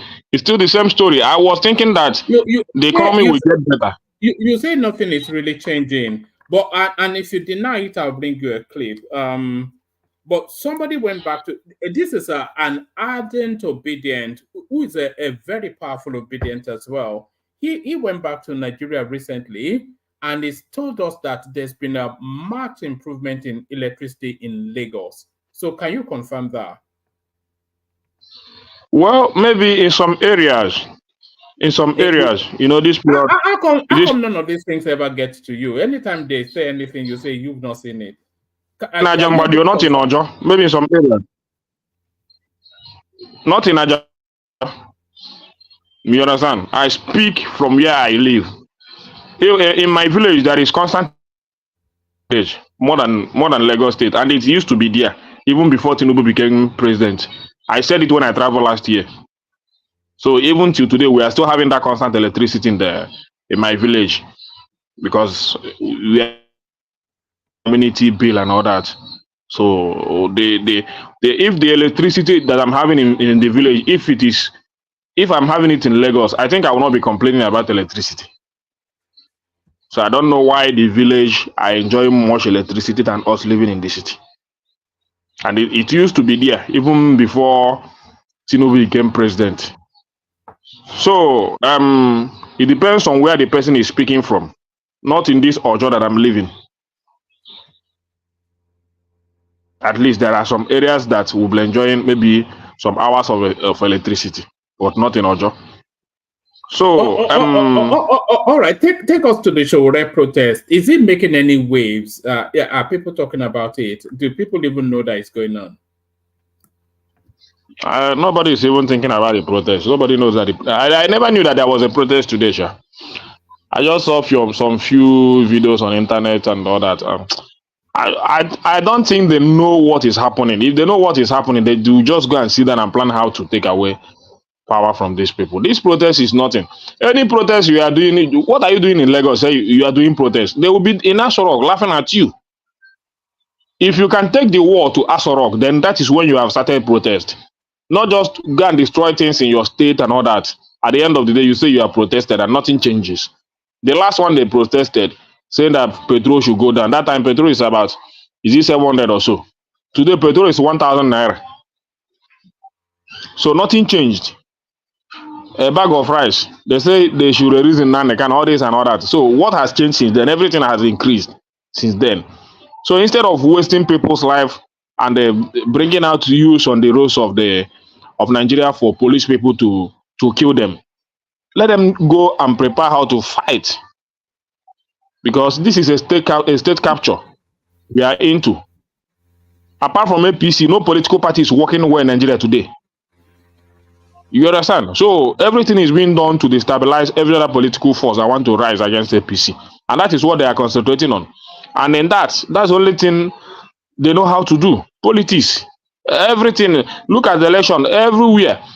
In Anambra State, the last election, just write the result. Nobody is complaining again. Apuga, just write the whole result. Councillorship. Apuga win everything.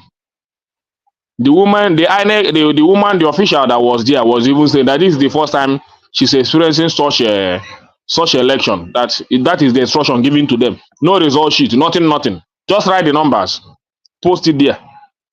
It happened last Saturday in Anambra State, and nobody will complain. So everybody is learning how to. Are you saying Mahmoud Yakubu is now rigging for Abga? No, councillorship election is in the hand of the governor, not in the hand of INEC. Oh, okay. So the governors has learned from the federal how to write results, and the Soludo has also learned such. That is what he did last Saturday in Anambra State. So just write your results. Nothing they happen. No result sheet. No, election didn't hold in Anambra State last Saturday, but even the woman that was officiating the distance, she was saying, this is the first time she was expressing such. No result sheet. Just bring a sheet of paper. Write whatever you want to write. Submit it. They will announce it. So at the end of the day, Apoga won the whole seat. But so that is the system that has grown wing in Nigeria that many Nigerians are not talking about. We are only talking about how trying to praise some nonchalant people that are seizing the joy of Nigerian. Tell me what has really improved in this country. If you see our road today, our road in this Ojo, if you see it, you will cry. In many places in Nigeria, I don't think there is any maintenance of road going on in any part of this country. In fact, at the time, I was even after some time, I was thinking like Buhari was even better. I begin to think, why did I criticize Buhari so much? Because at least you could see that Buhari is doing a lot of projects during his time as a president in road construction, trying to maintain some road, even the one that Goodluck Jonathan didn't finish. He tried to but today, where are they? Where are those roads? Nobody is talking about it again. They only talk about coastal highway, which we don't know when they will accomplish it. They told us they will complete it by the first phase by 2025, which is next year. Which will be quite impressive, actually. If they are able to do that, that would be quite impressive. Well, that is how see it. I don't know. But when they finish it, we will know. But as for other roads, that federal roads and state roads we see in Nigeria today, man, everywhere is becoming a mess. So, and talking about paying this and debt and all that, borrowing to pay, is that what they mean? You borrow money to pay debt. Where are they borrowing money? How much have you borrowed? Where are they borrowing money to pay debt? That is the system now. Go and check. Last 2 days or few days, it was $1.something billion that was approved by World Bank. Right. For the federal government. Yeah, for what? Let them know now. For sharing now. For sharing. So before you tell us how much you paid, you should borrow. You use it to just oppose it, then you balance the equation. What are you talking about? Don't just tell us you paid it. So my point is this. My point is this. There is no clear terms of what we are doing in Nigeria, both in paying debt and in borrowing money. How do you mean? How do you mean? We don't know what we earn as a country. We don't know what we borrow today. But they publish all the borrowings and what efforts have you made to know all these things are published? We have a debt management agency. We have the Federal Executive Council that publishes every month. All of these figures. Well, the only thing I know is that nothing of this has really affected the life of women in Nigeria. Because if I think that we are not owing much or we have paid much, why is our currency still depreciating every day by day? Why is it? What's the answer to that? Why are we still having high rate of inflation today? Why? It never appears. So is there anything that they are not telling us? Because if we are borrowing, if you said you have done all these things, at least let there be some balancing. Let there be stability in the naira. Don't be deceiving the people. Because the propaganda in this government is too much. That most of the time, I don't believe their news. I have to wait maybe for 48 hours before I will say, I've confirmed this. None of their news is real. You just have to wait. Okay, the other day, they said they have sacked the prison, the man in charge of the prison where Bobrisky was. It only appears to be on the internet, not real. But at the end of the day, they've confirmed that sacking, by the way. Well, maybe after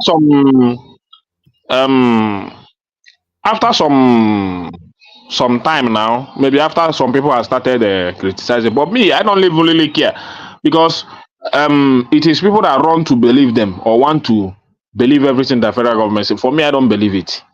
And they've not sacked anybody, by the way. They suspended them. Well, now then, Sabi, anyone, whether sack or suspension. But my point is that Tinubu should stop all this. Nigeria should have patience, and Nigeria should have patience. Nigeria should wait. Nigeria should wait. At this day, reform. Which reform? Let me tell you, Tinubu is not doing any reform. He's just punishing the masses. He's not taking any critical decision. Hold on. Why would they be punishing the masses? That is what he's doing. No. If you say you want to make, let me make my point to you. Let me make my point to you. No. Let's have it in an orderly fashion. You've just alleged now. You said Tinubu is punishing the masses, and you're going to tell me how. But what I asked you was why. So answer the why first before you go to how.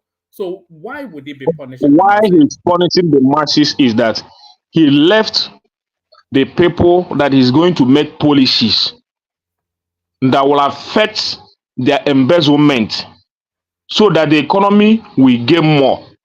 And he is making only policies that will affect the life of the poor masses, thereby neglecting that one that he has to do that will affect the cabals. That aspect is killing our economy so much. but he left a lot of them untouched. How many of them, those corrupt leaders, the people that goes out every day, the governors that goes out every day, whenever they receive their FAC allocation, they went there and changed it to dollars. What has he done about it? What policy is he making against those governors, against those senators, against those bank CEOs? What policy? So he only focus on increasing electric tariff, increasing taxes, and all that, where the masses are benefiting. Removing Kekere, please, one man. I think Kekere is going out of band. You are trying to interrogate him. He doesn't want to interrogate you. I think I think Kekere is just is propagandizing. So let him just do his thing. No, it's not really good for the platform, one man. It's not really good. You are talking about the FAC allocation. Your governor has been giving money. Are you chastising your governor? You know, the thing with Anambra and go and beat your governor. The thing with people like Ekene, Joel of Nashville, that sort of narrative is they are stuck in a set narrative which they want to continue to hammer.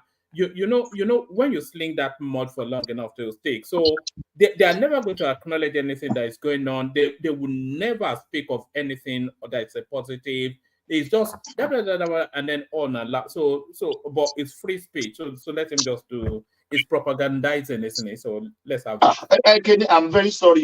What are you doing about your governors? One man, please. Let me just say this and let me continue. What are you doing about your governors? Tinubu doesn't have power to go and beat your governor to do the right thing.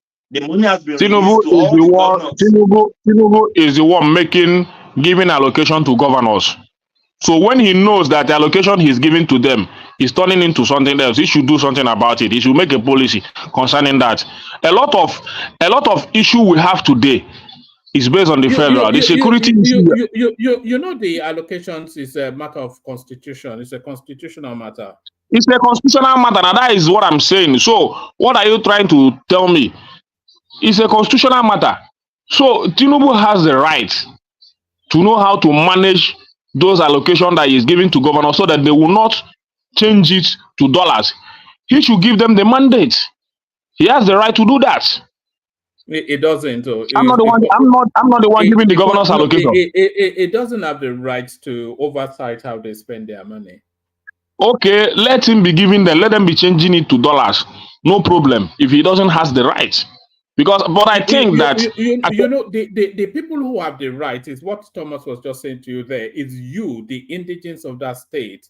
So the most that the federal space can do is to let you know how much they've actually released to your governors. So if the governors are not using it to your liking, then you approach your governor. Okay, let's continue to push the blame. Let's continue to push the blame to the governors. Tinubu is not don't blame him at all. No, forget Tinubu for a moment. Do you know how the state functions? No, I will not forget about it. As far as I'm concerned, Tinubu is number one citizen of Nigeria. Why would I forget about it? Are you being nonsense? So I didn't even want to go in this direction. Do you understand how the Nigerian state works? Do you understand? If you don't, then just say if you do or you don't. How don't I understand? All right. So tell me how the Nigerian tell me how the structures work in Nigeria, the federal, the states, the local governments. How does that work? The what? The federal, the state, and the local government. How does that structure work? The federal, the state, and the local. The state, the federal government is the center of power, which is in Abuja. The state are the governors. Then the locals are the councillors. Yes, that's not how they work. That's just describing them. Do you know that the states are sub-autonomous? They're nearly a country unto themselves. And do you know that they have fake meetings every month, federal executive council meetings. Do you know that all of the states are represented? One man. Let me tell you this. You don't know how this structure works. You just no. It doesn't work like that. It doesn't work like that. You can say that is how it works to your own definition, but that's not how it's working. Not to my As own far as definition. let me finish. As far as every state has to go to Abuja every month to collect their allocation, the state is not working on its own. As far as the federal has to give power on how, or give authority on how security or policemen operate in your state, the state doesn't work on its own. You understand? So when the state will work on his own is when a lot of things are being removed from the federal and the authority given to the state, like security, like how the state will generate their revenues and how they use it. Maybe when you allow states to generate their revenues, then you will now tell me that the state is working on their own. How are states being stopped from generating their revenues? The state being stopped by generating the revenues because most of the major resources of today, which is oil and other thing, and every state submit their monthly allocation before they share it to different states. Allocate both alcoholic, everything. They submit their allocation to the federal, then share it to every state according to their how they know how they used to share it. According to their you understand? According to their population. Are you talking about VAT? Yes, according to their population and all that. So why are you telling me that the state is now working on their own? When the state should work on their own is that maybe if the state is generating revenue from alcohol, let them use the revenue to develop their own states. If this state is generating money from oil, develop their own state. If this state is generating money from agriculture, let them use the money to generate their own state, maybe giving some percentage to the federal. Then if the state is running an election, the federal should not be in charge of their security. The state should manage their security, not the federal giving order on how security will operate in an election day of the state. That is not state working on its own. You understand? Ekene, can I just interject? Ekene, let me help you out.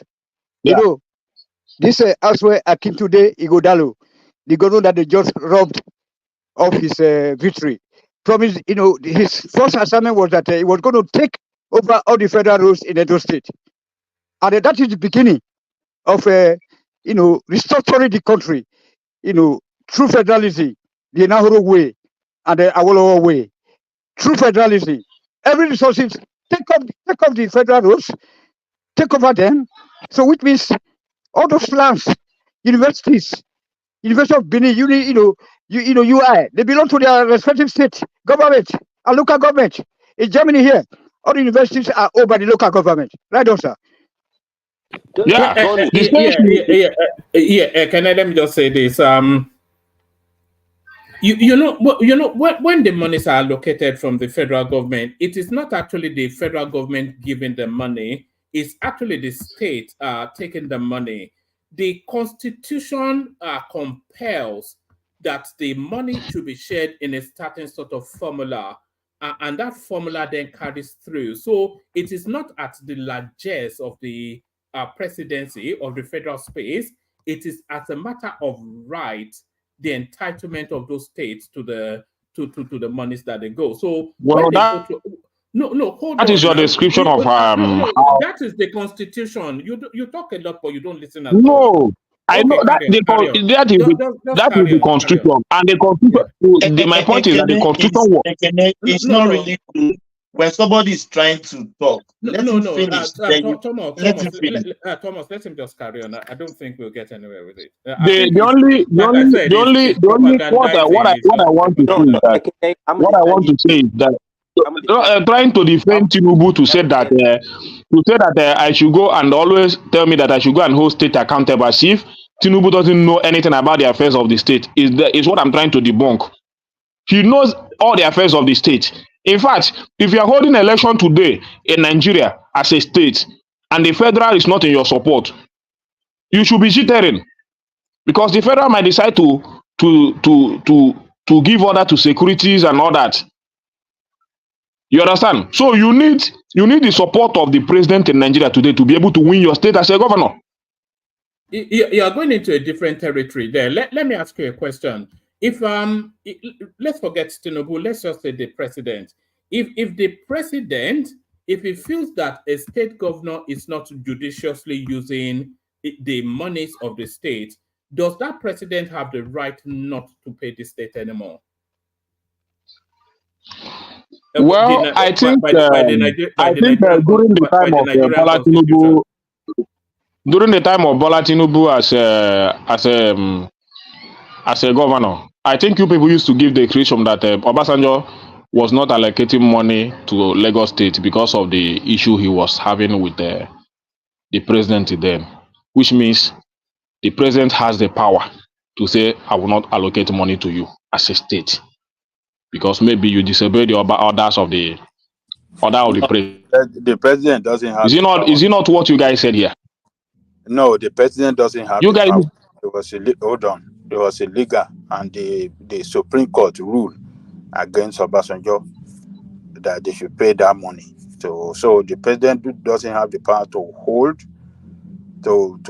hold on any state money, federal allocation due to them. You cannot hold on to it and not give it to them. No, but at the end of it, maybe it was released later, but he hold on to it. Yeah, as a president then.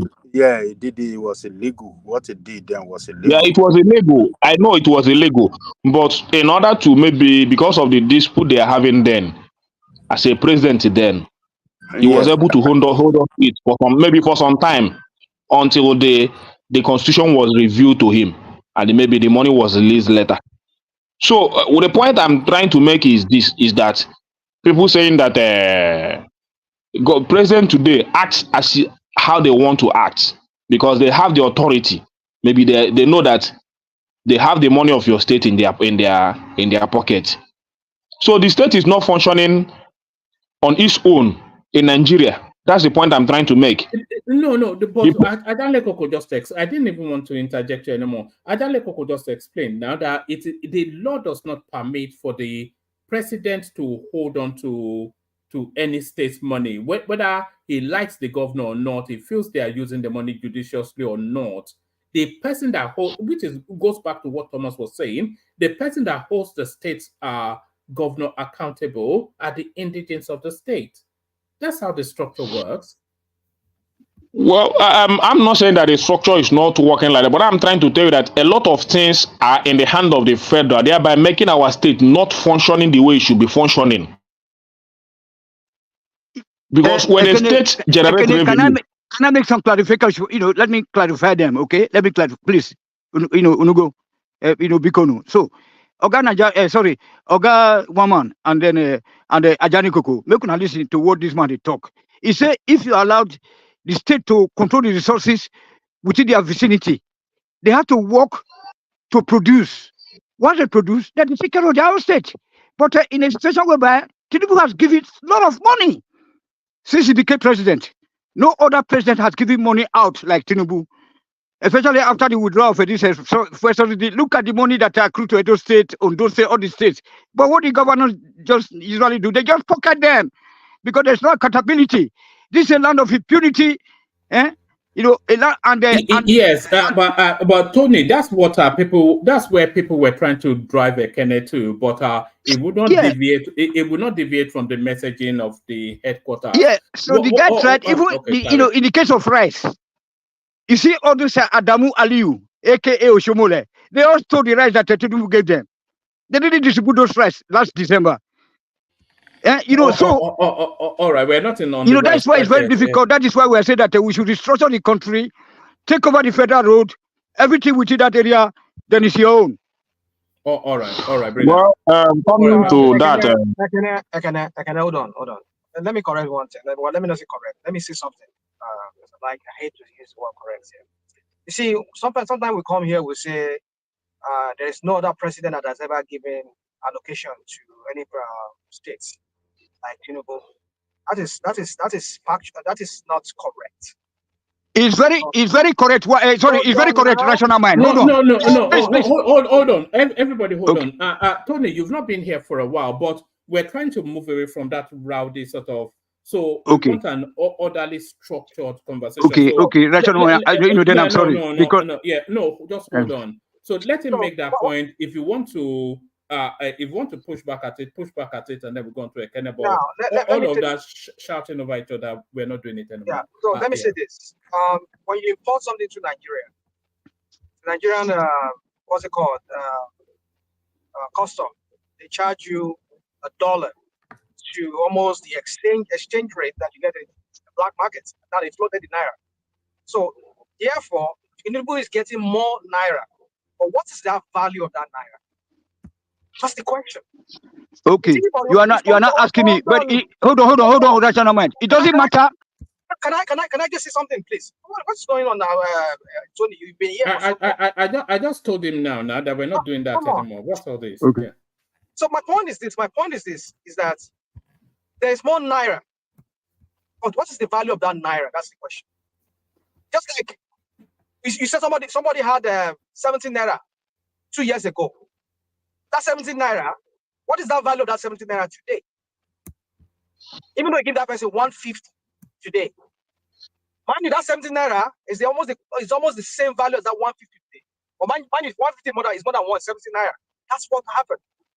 So let's stop this whole crap of Tinubu increased. They are printing more money. They get more loans from abroad. And when they convert that money into naira, it becomes plenty naira. What are we talking about? What is that value of that naira? Yes, there's more naira given to the governors, but at what cost to the Nigerian economy? At what cost? At what value is that naira to the Nigerian to even these governors? That's the point. So we're not looking at it that way. Can I push back now? Rational mind. I've been able to. Tony, please. I've been able to explain this thing in another way. Let me tell you, trying to say that Tinubu is giving governors more money is deceitful. Because a governor that is earning 100 billion last 3 years or last 4 years, that 100 billion is worth 400 billion today, according to our exchange rate. So if that governor is giving 100 billion the other day and was doing a kilometer of road for, let's say, 1 million naira, but today he's getting let's say 300 billion, and he's doing a kilometer of road for maybe 5 million naira. Which one is better?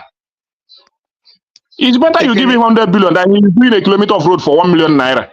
Yeah, can I that is the point. So that you can continue. So that you may continue. So, the point is that let me finish, Tony. The point is that a bag of cement is not what it used to be in 2022 or 2021. A 12 mm rod as of 2021, before Tinubu left office, about 3,600 naira. Today, a 12 mm rod is about 8,000 naira in the market. So check the difference and know the increase before you say that he's giving governors more money. Yes, our exchange rate before he left office, before he left office at the official market is 450 naira. Today, our exchange rate is is above 1,700 naira. Yeah. Check the increase. Can I push back so you can finish before you round up? Okay, please. I just use the example of rice now. Last December, the writer was that this man, he feels some pain. He said, "Okay, let me." I'm not a fan of Tinubu again. Now, but I'm telling you, let's call spade a spade always. This man dished out lot of rice for the people, but all the whole senators from across all the parties, including your Labour Party, the most devilish, who came from who came out from APC and PDP, and they pretended to be nonsense nuisance. They all stole all the whole rice, including this Adamu Aliyu, aka Oshomole. All of them, they stole the rice. The same thing is happening. What are the governors doing or grant to show for it? Amount of money they have collected in Edo State now, to be precise. Not here at all. They just pocket the money and they're ordered to blaming the president. That's why we say, okay, the president should make this easier for us. Decentralize the country so that everybody can build their own, and then they answer their papa name. As for that, I don't like Tinubu, but at least the money that he has given out is too much. You know what I'm saying? Some of the oil money that Buhari didn't pay, Tinubu paid all back to Edo State, but Obaseki took all the money, without no accountability. What are you telling me? The man has given out money. Now that this system is not working, including the rice, which is just a very plain example. What the hell are you telling me? That the guy is not doing anything. What is on ground? All right, bring it home, Ekene, and then we move the conversation on. Bring it home. Tony, the point still remains that we have a high inflation in Nigeria today, hyperinflation. So you cannot compare. You see, let me tell you, during the time of Goodluck Jonathan, if you go to the bank and borrow 1 million naira, you can do business, and a very big business. It's about $5,000 then, or more than safe. You can use it to buy a huge quantity of goods. Then, that was not the point. That was not the point, No, the point I want to clear you, so that is where you have to understand the issue. So if you are expanding too much. You are expanding too much. Let me finish. For me to get that $5,000 today, I have to be looking at maybe 8 to 9 million naira. Check the difference. So if I should say, take me back to the time of 1 million naira is $5,000. So if I have 1 million naira in 2012 and I have 10 million naira today, I think I'm still the same. So if Tinubu come and quote number to you when exchange rate was 450 naira at the official market, maybe they are getting 100 billion naira then. Then today exchange rate is 1,700 naira, and you are trying to compare it because he's giving them maybe 300 billion as beyond 100 billion they used to receive before.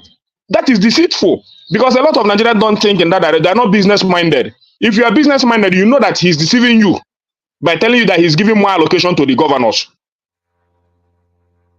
You understand? One man. Can I hold on? I'm sorry. One man, please, just allow me to say this. One man and every other people, they have points when it talks about you can't blame the president much on this issue on ground. I agree with them. But you see, the reason why sometimes I don't want to, I just don't want to agree with them, because I know where they're going with this whole narrative. Is that, oh, you cannot blame him, so you should not even blame him at all. I mean, he was part of the rods in the system, but let me not go there.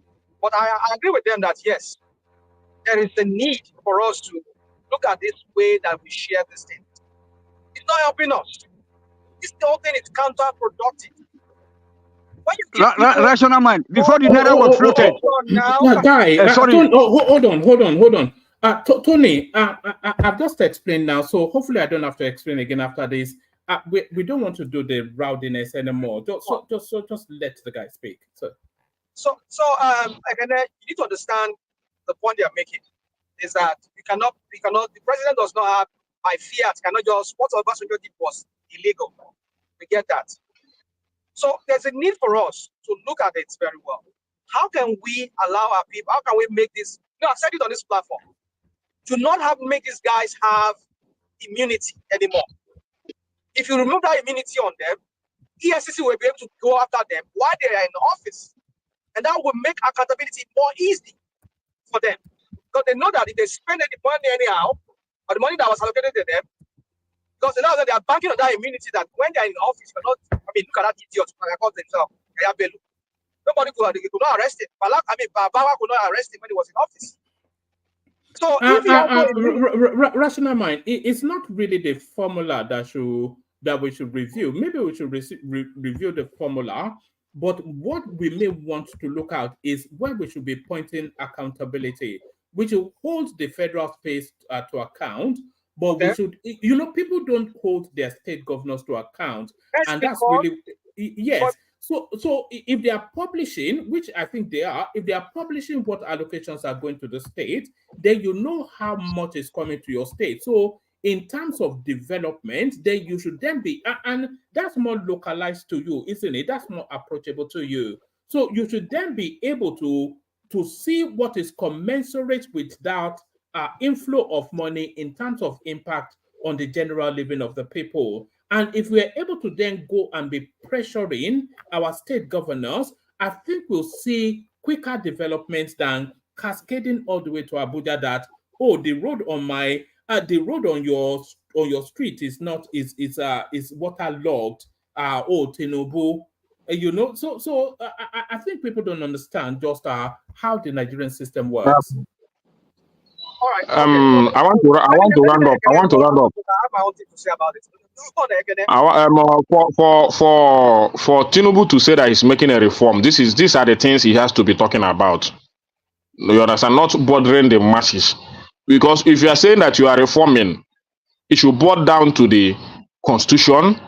How are we going to? The other day they are talking about regional government. The other man from the southwest, I think he's the Senate chief whip, countered it. I don't know whether the news is real that he said that it is a privilege to allow or to give the Southeasterners Biafra. I don't know whether he really said that, but if he really said that, shame on him as a chief whip of the Senate. Very shameful that a system that has worked for Nigerians before. Aworo was there, Ahmed Bello, Zik was there. Sorry, what did you say he said about Biafra? He said that returning to regional government is a form of giving the Easterners Biafra. I don't know, but the news was there. I thought it. Yeah? Yes. He made a statement in the house. So it's a very shameful thing coming from a chief whip of the Senate saying such. A system that really worked for every region of this country. So if it's not, what are they doing there? These are the reforms that they have to do, and the president need to put that reform, make that law, so that we return to regional system of government. Let every region go and develop their region. Why putting everyone in the same basket? Why we're not functioning very well? Separate it. We can still be one. Even as a regional government, we can still be one Nigeria. So why should a senator come up and say, this system will favor this region because they will get Biafra through it? That means they really have something hidden in their mind against the Biafrans. If they don't have, he shouldn't be making such statement in this age of time. I'm very disappointed. So when you're talking about reform, these are the reforms that I know that the president should be doing at the moment, reviewing our constitution and know those things that are hindering the progress of this country. And they urge the legislatures to make laws that will make it work. When he does that, then I will say that he's making reforms. But that process is already ongoing now. They killed it now. What are you talking about? They killed it. No. Do you remember that Buhari unbuckled electricity from the federal exclusive? Come on. No. I get you. Well, Ekene is saying that what the presidency, what the government should be doing is to be looking at elements, aspects within the constitution that is timing the growth of the country. And that's exactly what they are doing. So Buhari unbuckled electricity generation from the federal exclusive list, and they're in the process of unbuckling policing from the federal exclusive list. So these are they're not just going to do it by they are not going to do it by fiat. It's not a dictator. Hold on. And yet your minister of darkness is the one telling them how to do Bande Bambi. What are you talking about? Yeah, but electricity has improved by 40%. It has improved by 40%. Is it what? Electricity in Nigeria has improved by 40%. So, but then if you liberalize that sector, like you said, that he has unbundled it, he has federal government has taken their hands off it, and yet the minister of power he's the one spearheading this whole what's it called, Bande Bambi and all that crap, telling all this discourse or whatever the crap they call them in Nigeria, how to run electricity in Nigeria. What kind of unbundling are you talking about? You see, when we say these people, they just say certain things. It's the same unbundle they did with NMPC now. That they're still in charge of. They just say they're not unbundled NMPC now.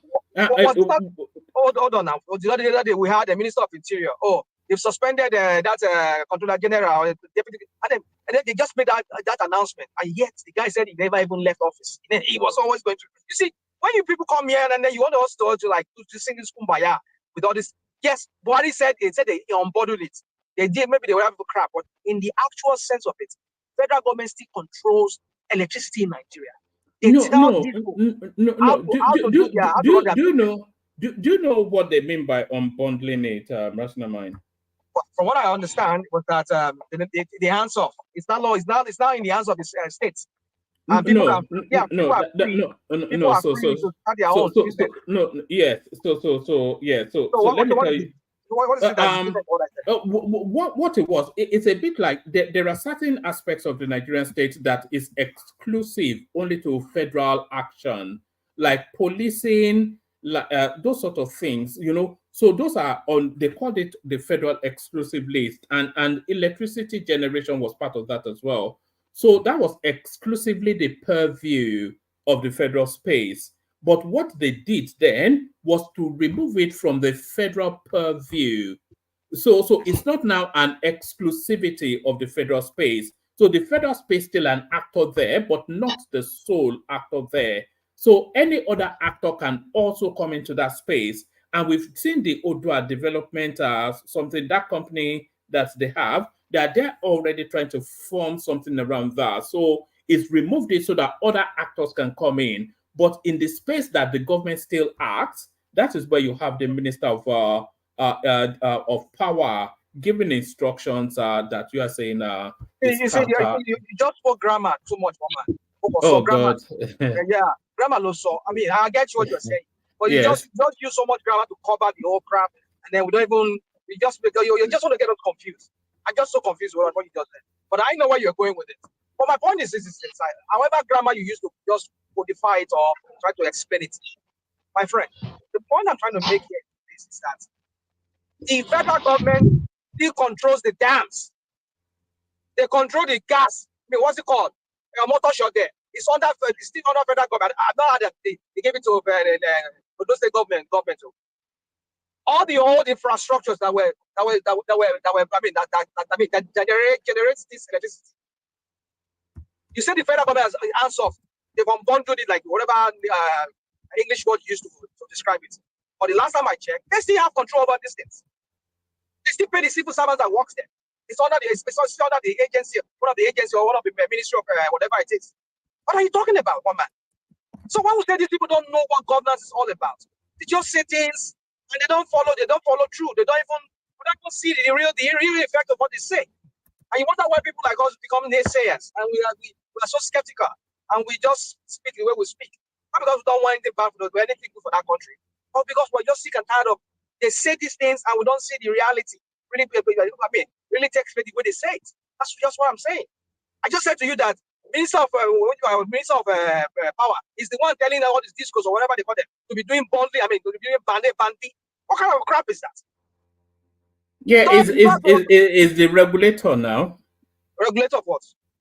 Of the industry. The power industry does not have their own separate independent regulator that regulates everything. You see, one man. These people don't know. No. The government is usually the regulator.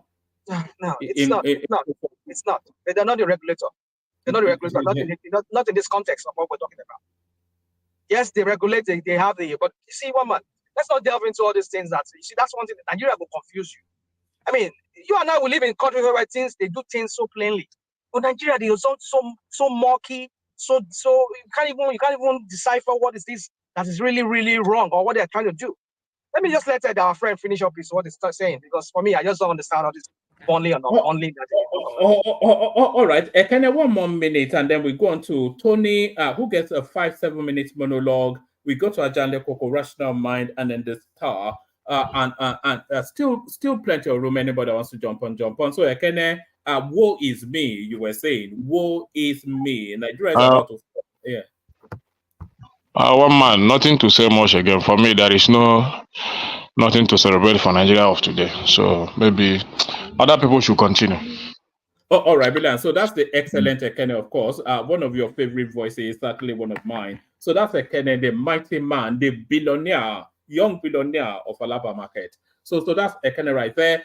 Let's go on from Ekene to Tony. So Tony, you're up next. Okay, sir. Good evening, sir. One more time. I salute everybody at the comment section, especially Princess Chioma. So, Oga, woman, man, don't tire really. The thing they pay me because if you want to practice federal system, let us do it well, or we hands up. We can't be doing it halfway. You know what I'm saying? What kind of country is that?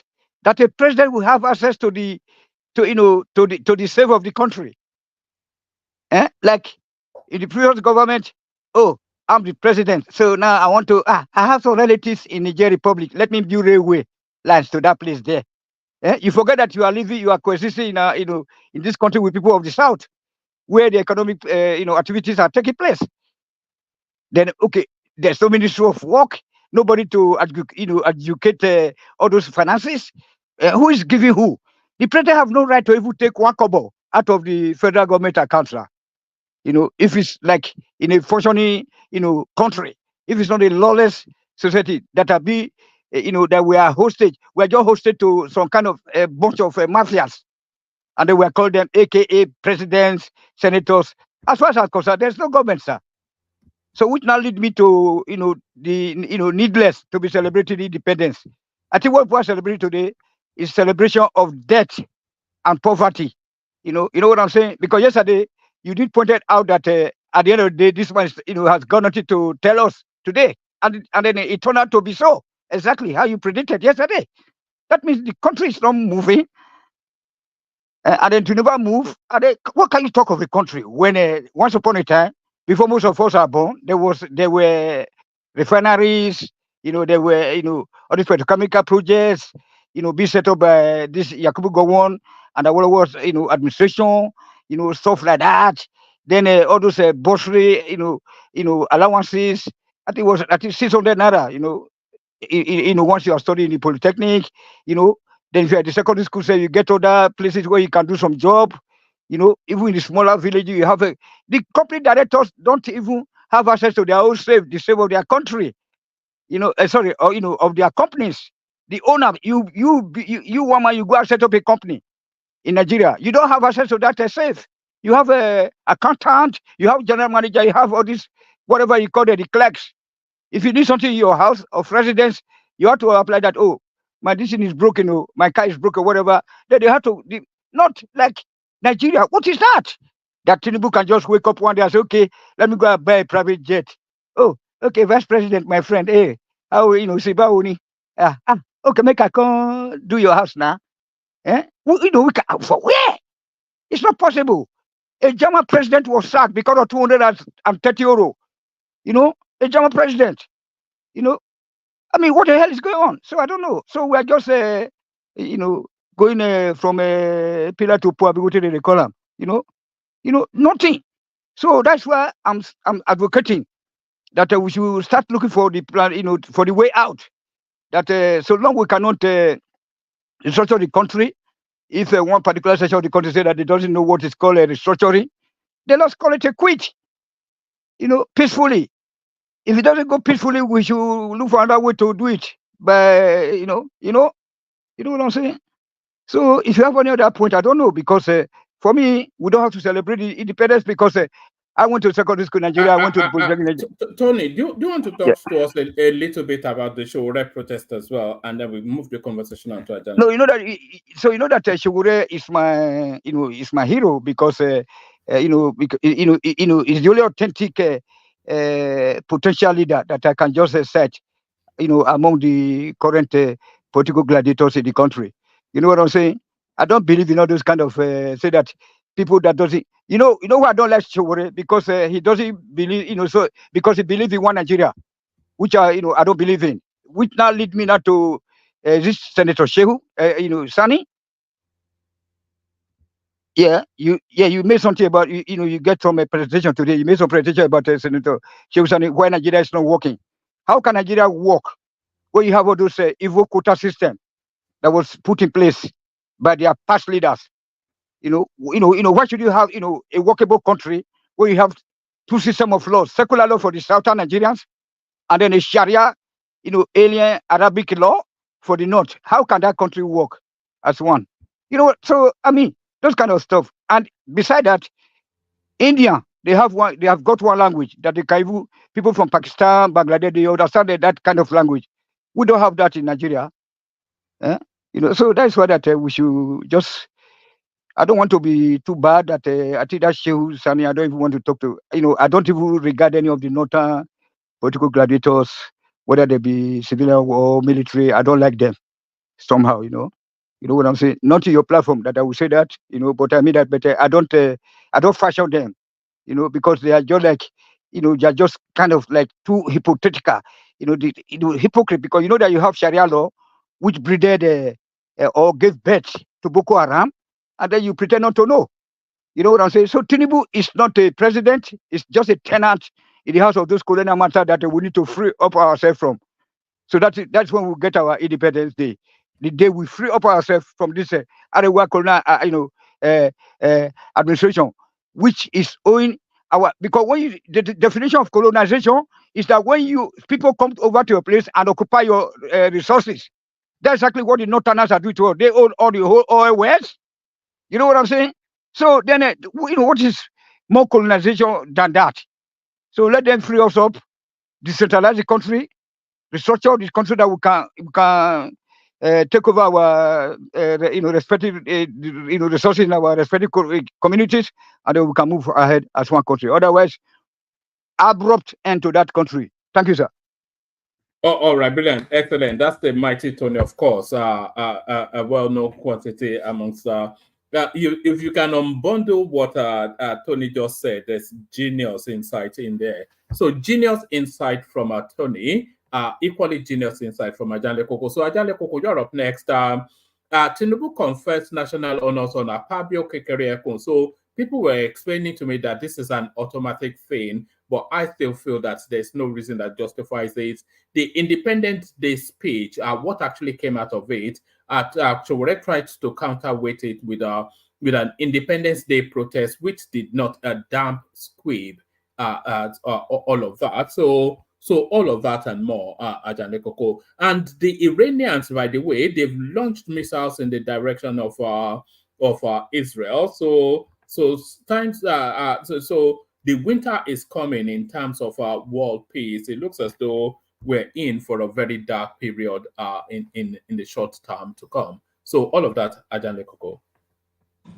Yeah, thank you, one man, and greetings to our listeners around the world. Click on the like button, share, and subscribe if you haven't done so. You see, the president missed another opportunity to give Nigerian that hope, that assurance that he will deliver good governance and he will take them to the promised land that he mentioned in that speech. Tinubu is so disappointing. The content of that speech is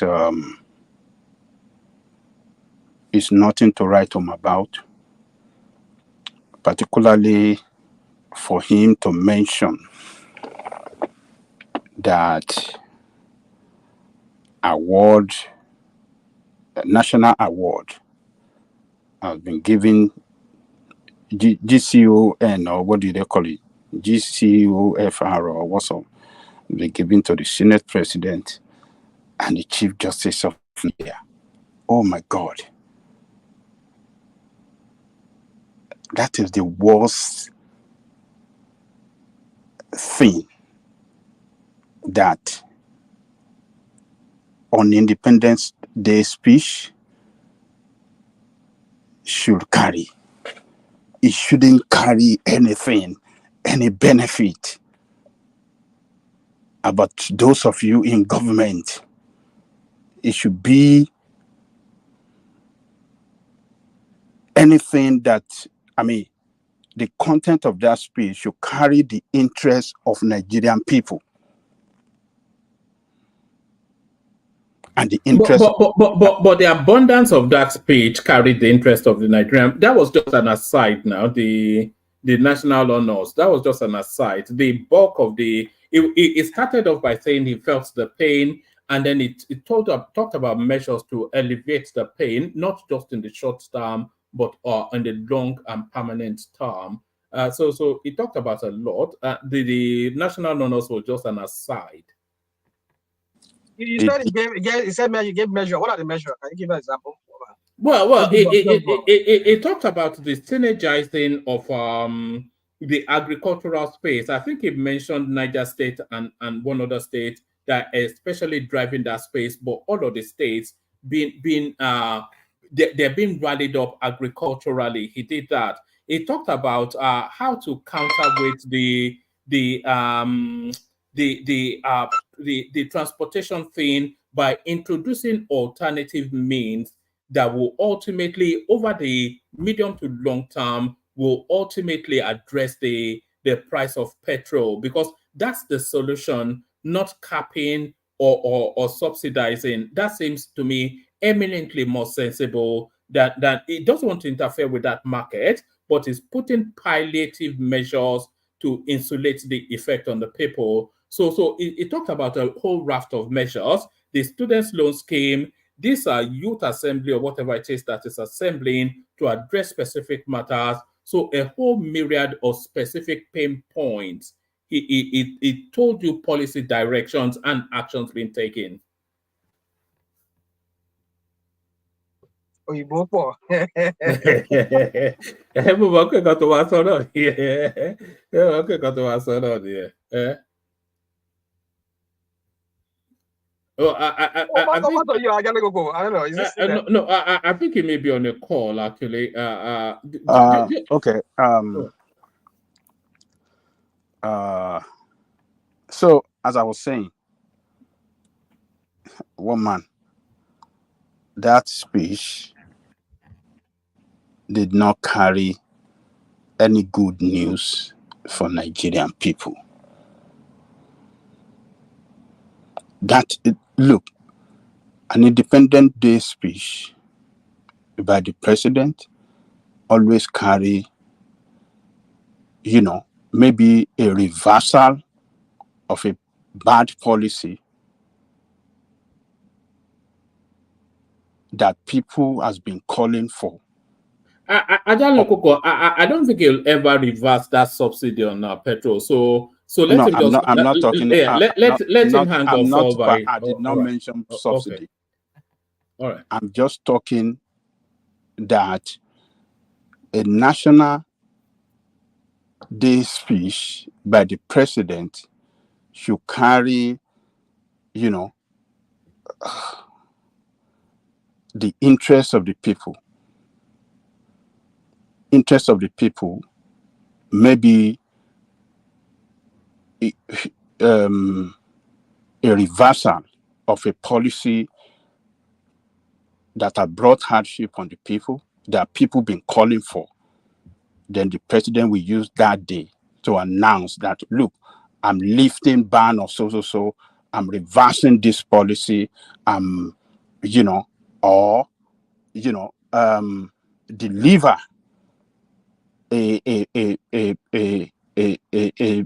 a new policy to the people that people has been calling for. For example, let's say people has been calling for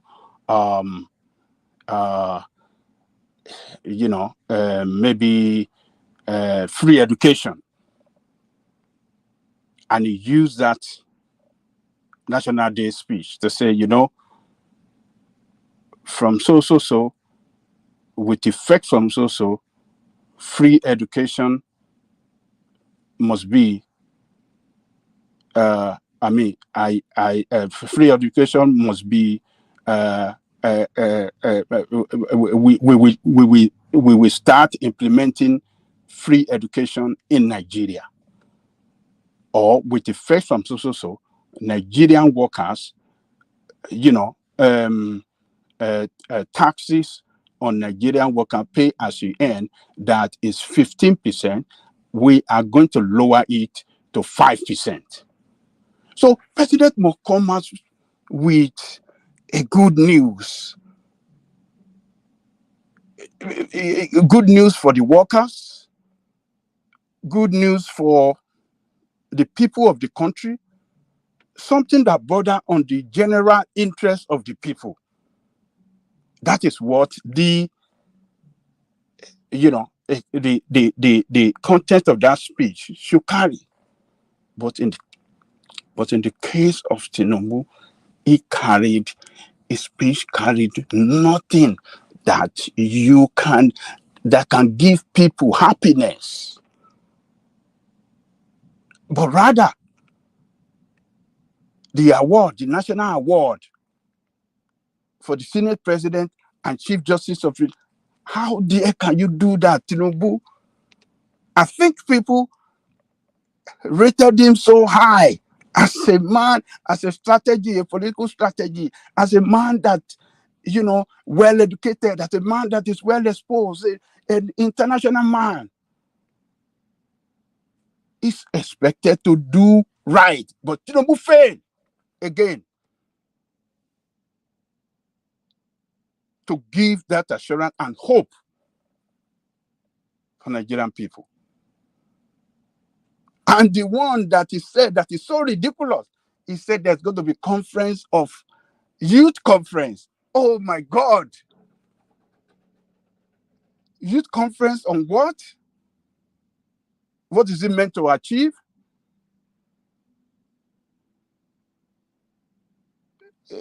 Look, we have to say it loud. This man is out of tune.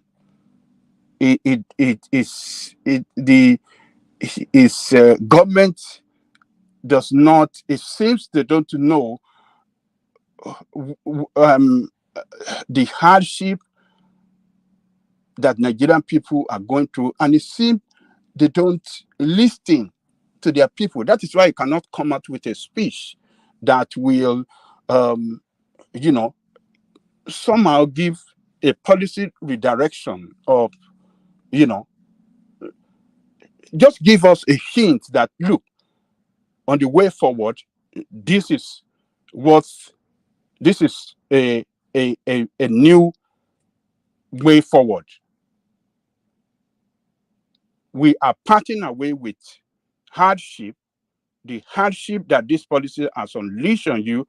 This is a new way forward, a new way forward that people all over the country will jubilate, and the media will start speaking good about him, and Nigerian people will start to have, that hope that yes, the president listening. We have a government that listens to the people. So I think he missed that opportunity again. So the conference of the youth, I don't know who gave him that idea, but I know what he's trying to do. What he's trying to do is to organize youth, particularly maybe from their party, across the country. Those that are not from their party, notable one, they will gather them around, give them some money, convince those that are, are not in their party, see how they can bribe them to join them so that they can start working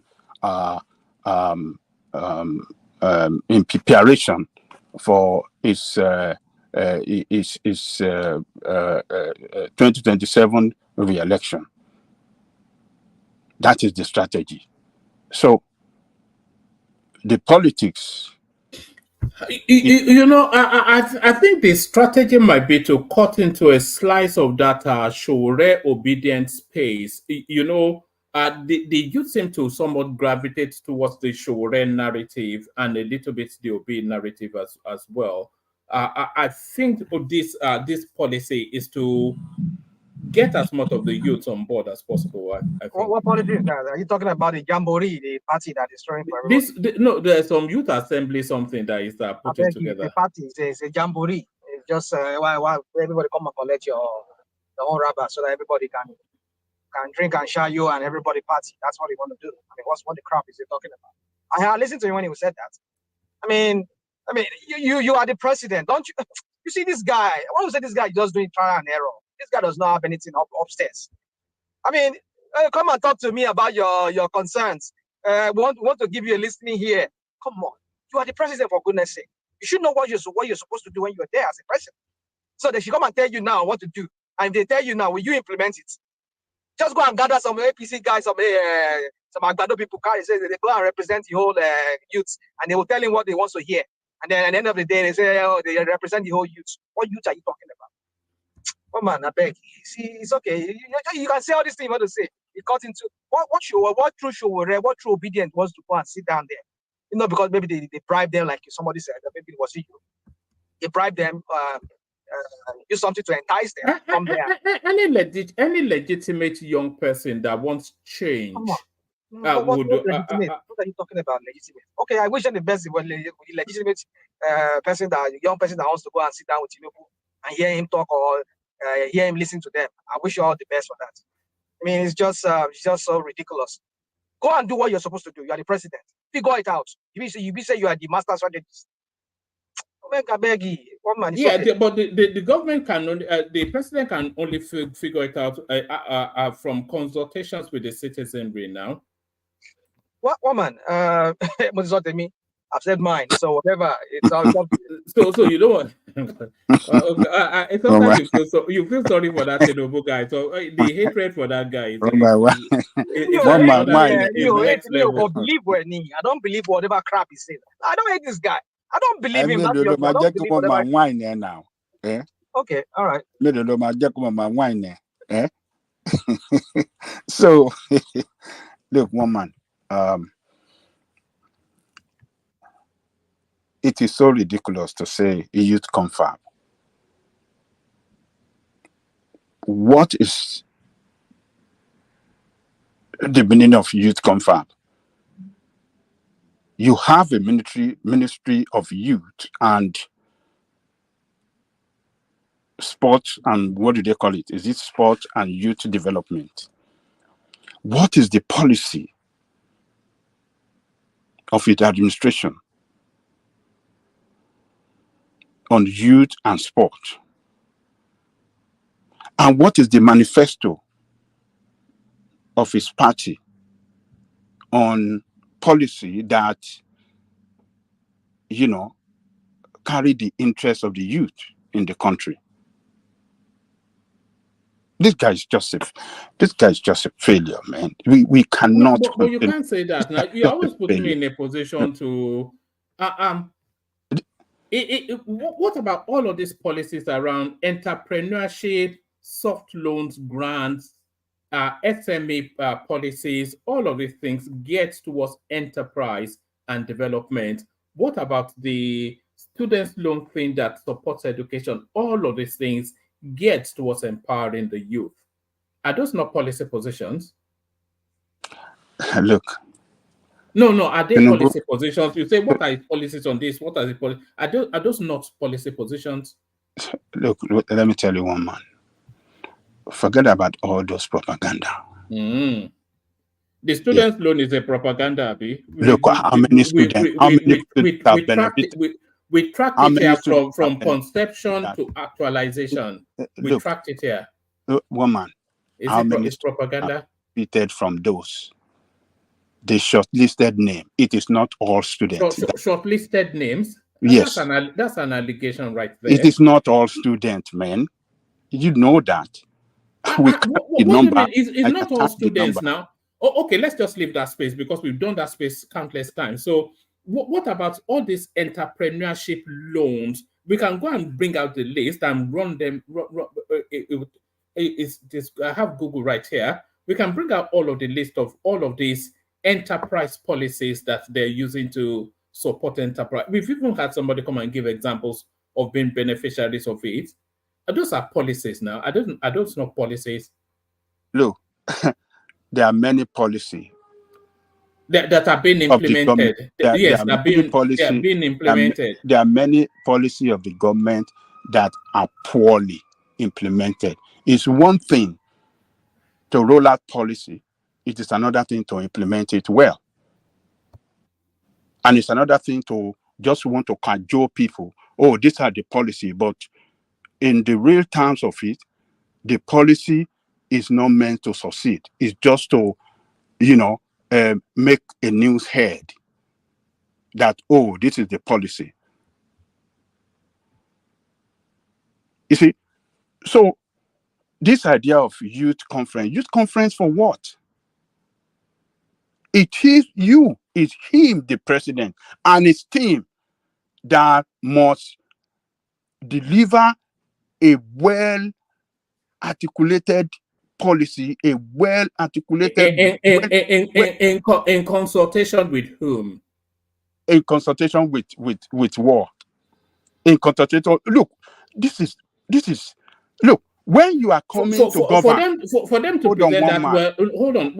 For them to present that well articulated youth policy, who are they going to consult with in order to articulate that youth policy? So he has not consulted with the youth before he aspired to be president. So he doesn't know the older woman. So this guy doesn't know what. So he wants to consult with the youth is wrong. He doesn't listen to the youth is wrong. So what exactly? Hold on. Can you just listen? Can you just listen? You want to come to govern the people. So you've not consulted widely. You've not consulted the youth first. I mean, before you contested to know their interests. And immediately when you get to government, you deliver for the youth what their interest is all about. Is it when you get to the government? So that is when you start countering around. Oh, okay, what do you people want? What do you people? Is that the way to govern? For you to aspire for any position, particularly presidency, the position of president, you must be well prepared. You must know the interest of every interest group in that country, ethnic group, and every groups that matter in that country should be able to, because you want to govern everybody. If you don't know what their interest is, how will you deliver good governance in the first place? So you just want to march your way to government, and when you get there, okay, you start doing trial and error. Is that the way government is run? So this is just a distraction. One man, I want to tell you too, it's a distraction. It's a means to distract the youth from coming out to against its government. This is the purpose of this. Let me distract them. Let me divide them among themselves. Let us bring them together. See those that really matter, those that are very outspoken. Let us see how we can buy them over, keep their mouth shut, and those that they don't have voice, nobody will hear them. But those among them that are very outspoken, very vocal, let us reach out. Let us bring them to that conference. Let us see how we can bribe them. Let us divide them against each other. Let us, divide their. Let us distract them, because now they've been seeing that the youth has been speaking up. The youth has been talking a lot online, and they've seen it. So it's a divide and rule game. That is what it's trying to do. So this guy is a failure, as far as I'm concerned. So you and some other people, you can say, oh, maybe what he's doing is good, but this guy, he has an opportunity again, he missed it. And this is not the first time. Even the last, what do you call it? October 1st, the same thing. National broadcast. National broadcast. It did. It's speech, national, I mean, broadcast. Speech doesn't carry any substance that carry the interest of the people. It's very unfortunate. Very, very unfortunate. So we are in a nation where what Tinubu has done today, particularly in that space, to mention a word for it, just show that what they represent is not the interest of the people, the interest of themselves, and they will continue to do it right right to your open eyes. You will continue to see it, and there's nothing you can do. And the conference of the youth is to cause distraction, to distract the youth, divide them against each other, and then, buy them over. Those that are necessary to buy them over. That is it. Everything in his head is all about politics. Politics to win the election, and politics to win the election only, and not to govern well. This is what Tinubu has been doing. Politics to win the election, but not to govern well. It doesn't care about you. That is it. So let me go to Sowore. Sowore has done. Please, Johnny Coco, please, sir, just for 10 seconds. If Tinubu want to be specific, he's supposed to have taken the price of petroleum product down today, at least 200 naira, whatever. Then, this so-called loan, student loan, we don't know what it's called loan. All we know is about scholarships, or free medical care, Obama care. Let us have Tinubu care. At one man went to move. Yesterday, he said that you cannot go and live in Nigeria because things are not working. So thank you. Yeah, thank you, Tony. So it's not the man that is well prepared for the job. It just come to achieve, what do you call for himself? Just to register his name as one of the president and then do whatever he like there and get away. So let me go to Sowore. Sowore has done the best again today. For coming out, he said it, that he would do it, and he did it. So, for Nigerian youth that really believe that the future of the country belongs to them, and the children to come after them, this is the time to join Sowore in demanding for good governance. If you don't join Sowore, you are condemning Sowore, you are condemning yourself, and you are condemning your future. Sowore is not suffering from anything. Sowore is not a man that is not a poor man. God has blessed him. He's got everything. A good wife, good children, have his own business, media organization that is, is known internationally. So, but the man that is so patriotic, that really loves his country. Is that what you think is propelling Sowore? Do you think it's being driven by patriotism? Oh yes, it's patriotism. You don't think it's a narcissist? That's by your own description. I don't know. So the love for his country, the love for the people, and a man that looked back his own childhood and where he came from, and the poverty that he went through in life, he doesn't want it for others. If all of us are like Sowore, that have good heart for our fellow Nigerians, that love our fellow Nigerians, we'll be doing the same thing that Sowore is doing. And if we are doing it for a long time ago, Nigeria would have been better off. Look at the demonstration, the protest, the NSAS. For you to know that protest works, look at the NSAS. What did it achieve? What did NSAS What achieve? he achieved, the president, they disbanded the SARS.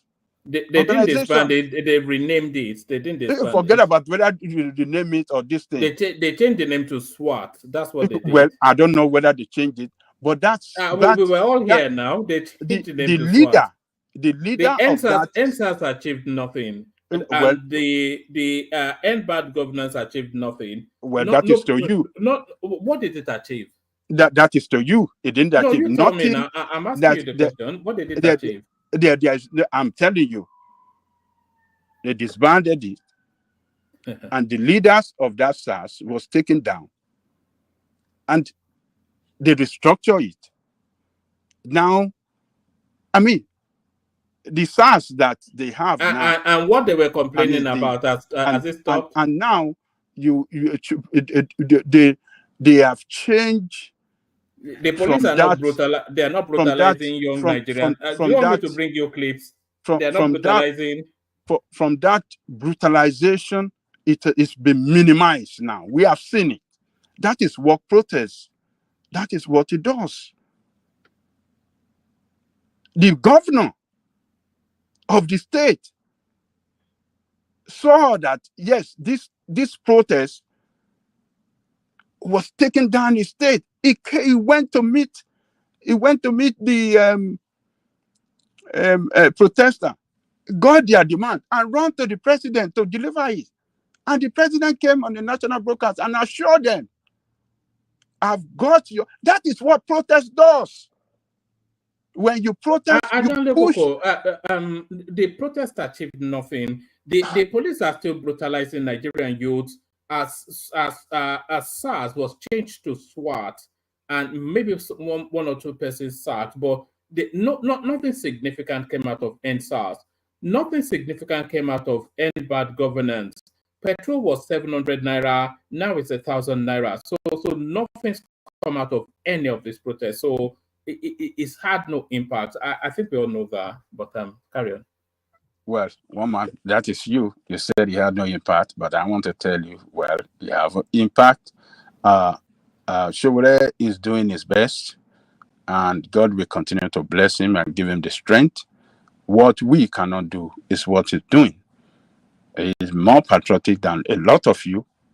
A lot of you own the citizenship of another country. He is a citizen of Nigeria to the core. He doesn't want citizen of another country. So, Baba, ask you a question, please. Yeah. Yes. So, I'm not saying that Sowore'S is not trying, but what structure is he building to really become the president of this country? Is it only all these protests, or do you think his political intelligence and the way he's approaching politics can really get him to the seat of power? Because what he's aspiring to be the president of this country with all this he's doing. So what structure is he putting in place to be able to become the president of this country? I really want to know, because that is the basis why people will support him. Let me tell you, it's one thing before the other. Sowore'S traditionally, you know,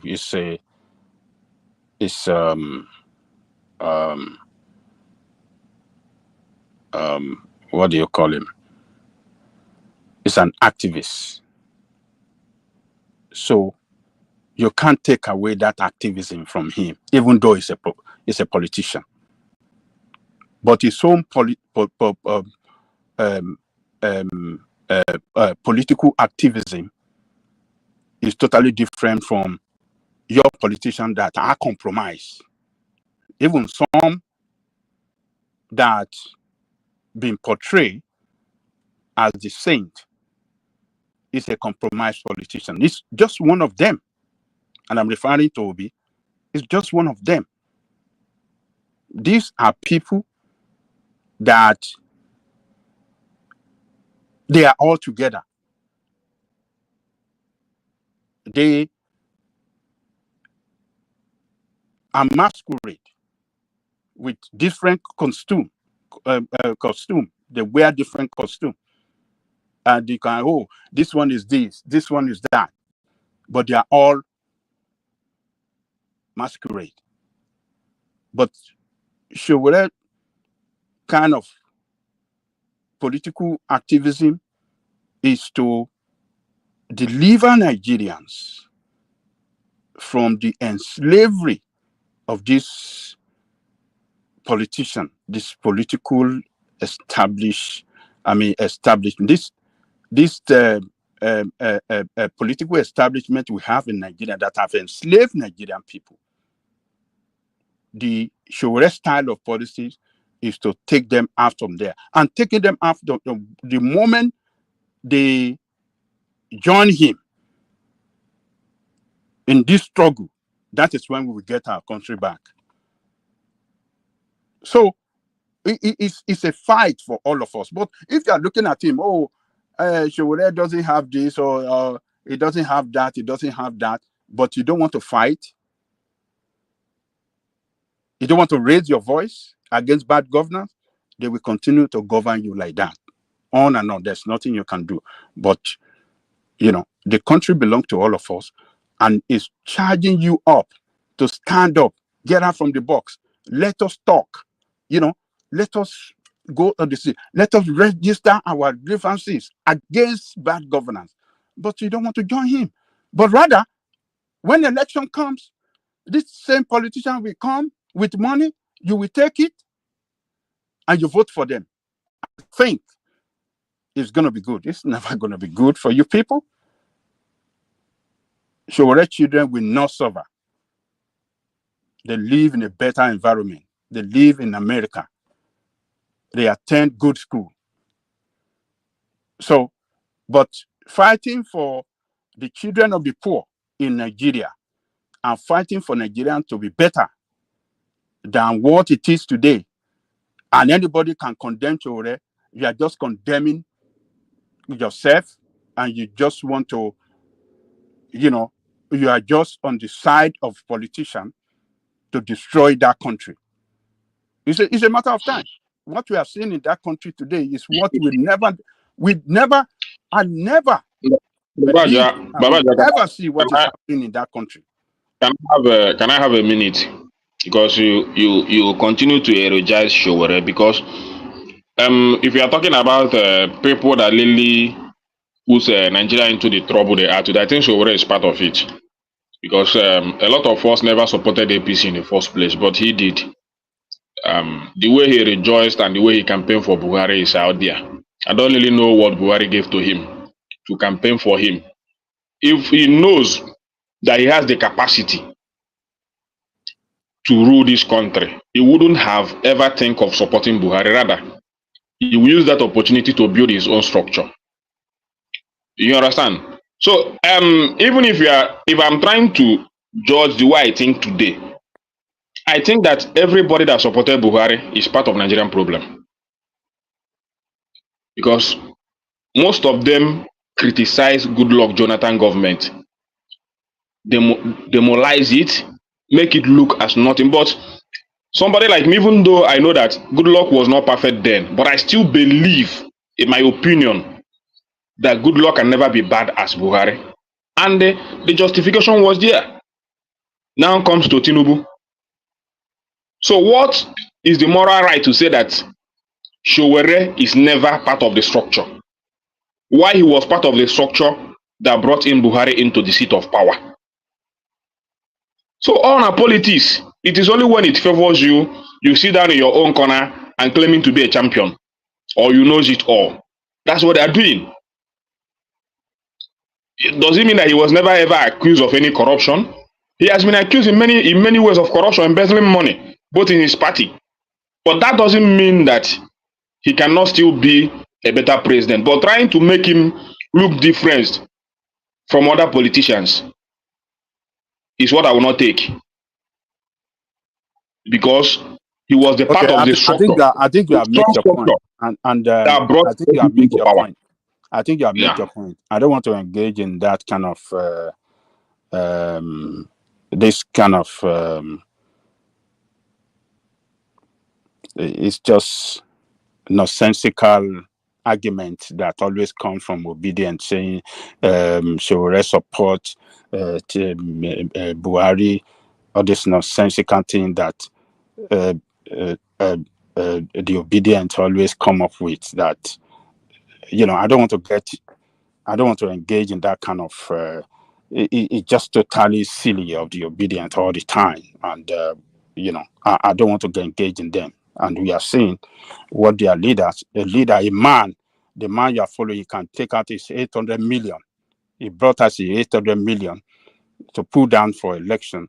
800 million for what? And you want to call that one a prudent man, a man that really want to serve the people? 800 million naira to pursue election. Well, how is it different from Tinubu that spent billions? How is it different from Atiku that spent billions? I told you earlier, these are the same people. They are masquerade in different costume, and they are the same thing. They can sing. They're a bird that can sing different tune. They're just the same people. So our own Sowore political activity is totally different. So this nonsensical argument that always come from obedient, he supported Buhari to power. It's just totally, we know what you guys are doing, but we don't care about that. So we know you just a part of that propaganda, lies, and misinformation that your group is known for. And the truth is coming out. The party that you people join, we have seen what is happening in that party. Everybody exposing each other. They are all lying. They are taking each other to court. So how are you different to APC and PDP taking themselves to court? But Sowore, they came, the government tried to hijack it. It's the government, Buhari government. But he fought and took his party back. He fought hard. That is where you know a person that can really fight for you. He never give up. So don't let us have conversation on that. Let me just leave that. Let me move on. So Sowore has done his own. It's left for Nigerian people, the poor people, the youth. If you think Nigerian is okay, it's good for you. Let me play you this clip.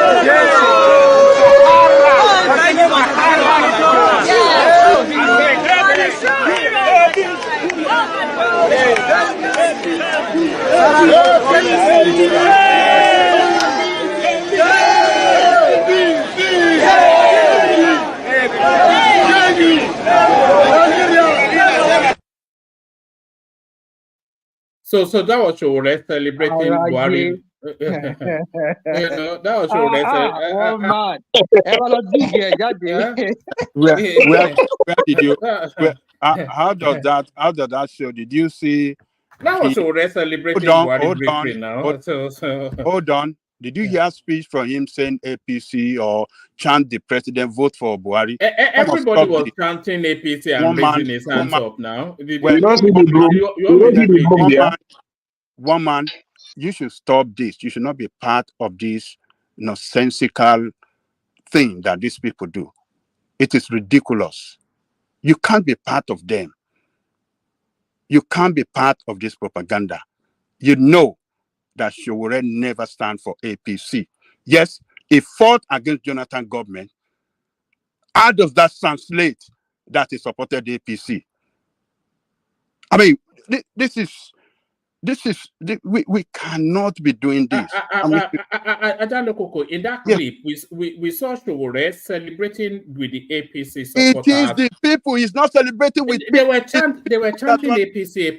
When people shout APC, did you see him carrying APC? Did he vote for APC or did you see him campaign for APC? Did you see him campaign for APC? So why was he celebrating their victory with It them? is not. Well, look, this is the guy they knew was in the front fighting against Jonathan. And when Jonathan was brought down, and you see people jumping from every quarter, people from And APC. when Buhari came in, he rejoiced, and they were Where did you celebrating him see as him? a hero. Have you ever seen him go to? Did you ever see him go and meet Buhari to shake his hand We and do saw him anything? rejoicing with Buhari supporters there. One man, hold on. Stop this, man. Hold on. If you look at the context there, he's doing. He has a lanyard on his neck, as probably as an election observer or maybe as a journalist doing his work. Oh yes, thank you, Rational Mind. So He covered that. Okay, yes, that Rational Mind. Continue. So that was that context there, because he was, like he said, he was everywhere, making sure that the results were just the true result of that election. That's what he said.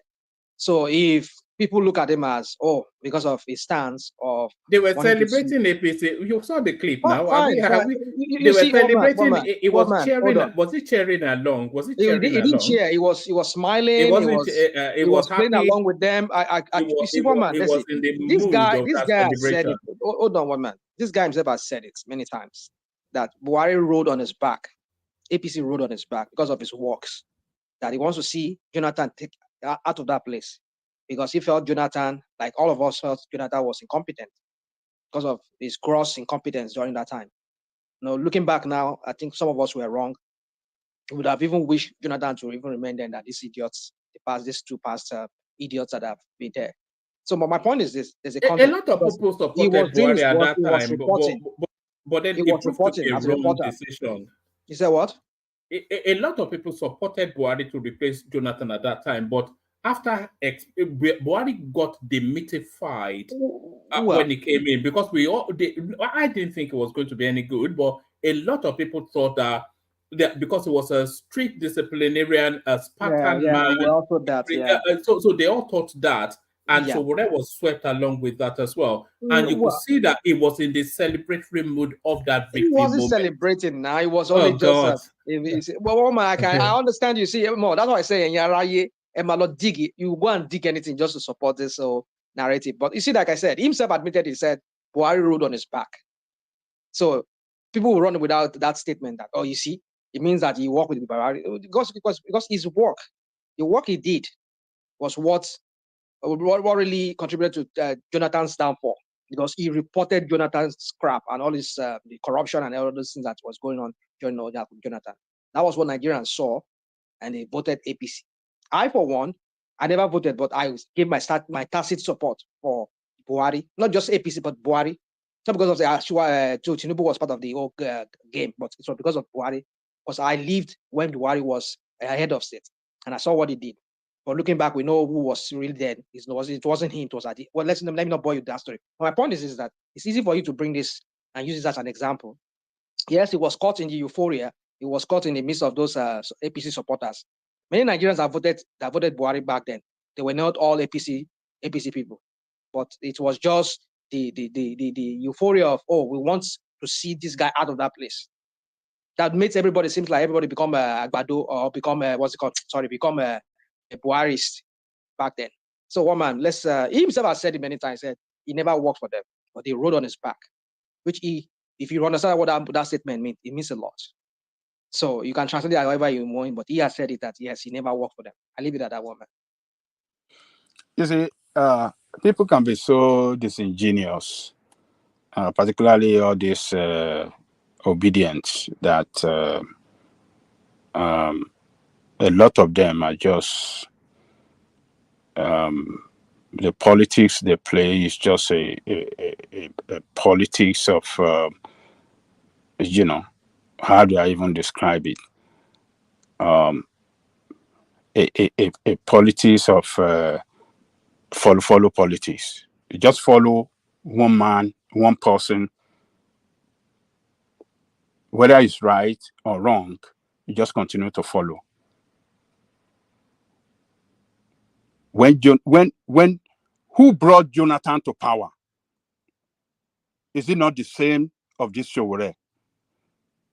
What was he doing? What did he do for Jonathan to get to power? Did he not fight for Jonathan? So they forgot all of that. They were not saying anything about that. When he was fighting for Jonathan, that look, he was making publication after publication that Yaradua is dead. I mean, was dead. He brought to the notice of everybody that Yaradua was no more responding to treatment. He was on life support.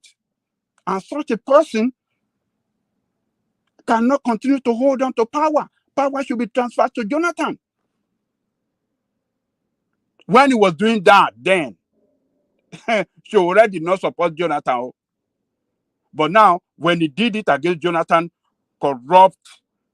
when Jonathan unleashed corruption and he started making publication, why is your petroleum minister under Jonathan? Why can't he come to Nigeria? Why is he in abroad? They seize all her property. If she did steal no money, why can't he come and stand trial? Face the trial here. I mean, I don't know what is wrong with you people. It can be very shameful sometimes that we want to continue chasing. You want to continue to chase the shadow, chasing shadow, and you will chase, and you will never get anything. That is what you people like to do. Because Jonathan was in a party that favored you, your corrupt practices then, all those corruption that you people were doing together, it was okay.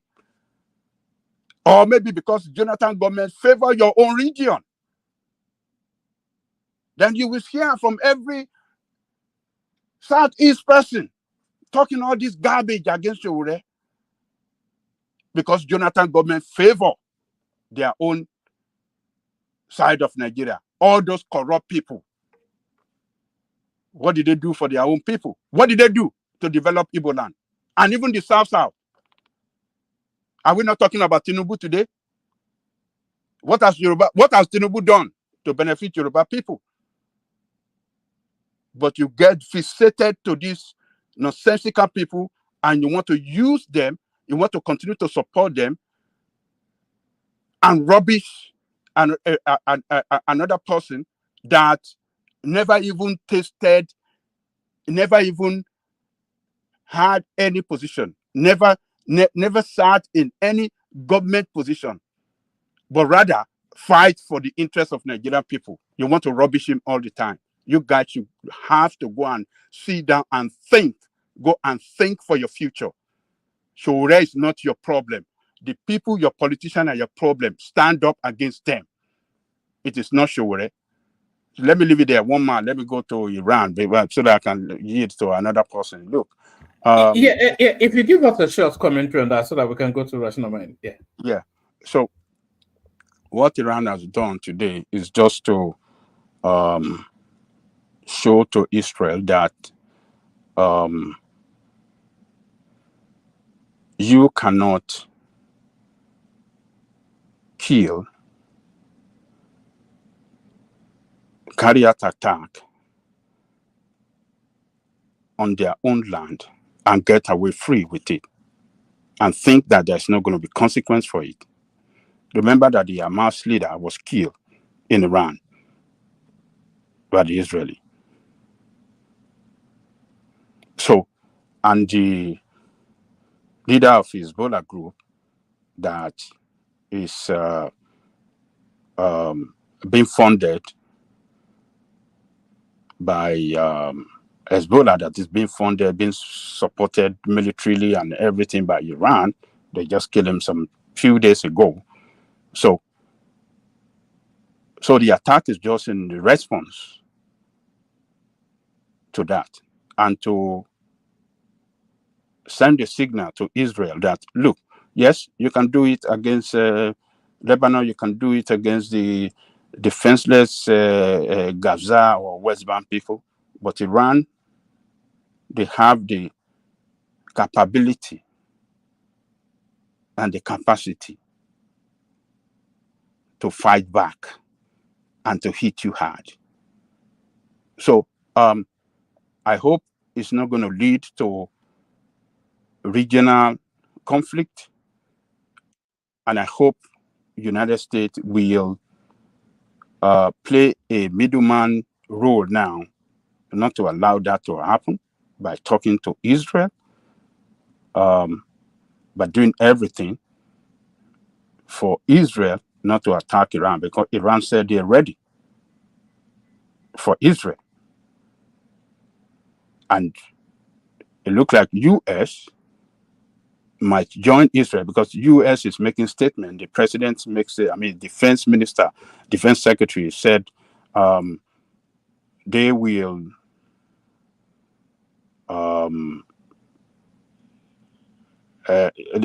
Iran.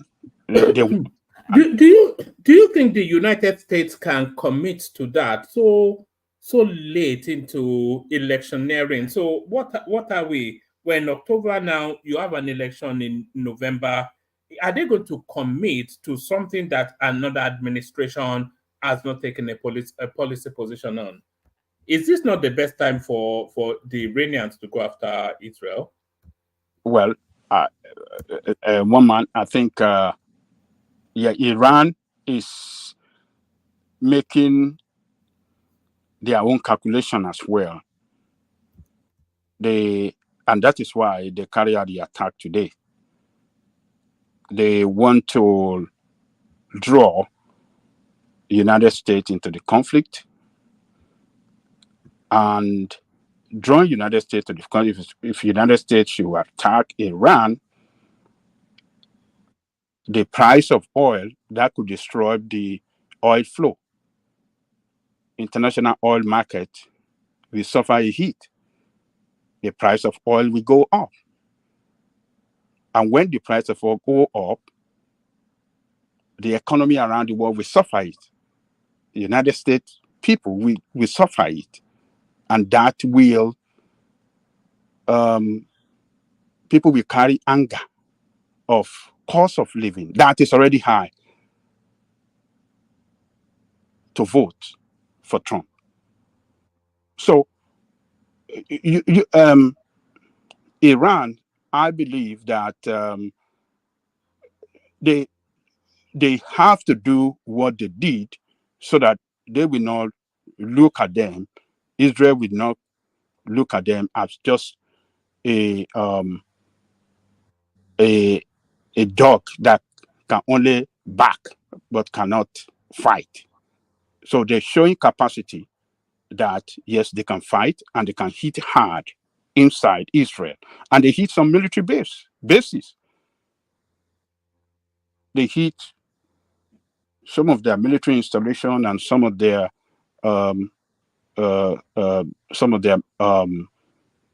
air base. So that's to say that in a wider conflict, they are not safe. Even the Iron Dome that they rely on that can, take down a missile is not that too effective. So, and what they did, they didn't hit civilian target, but military target.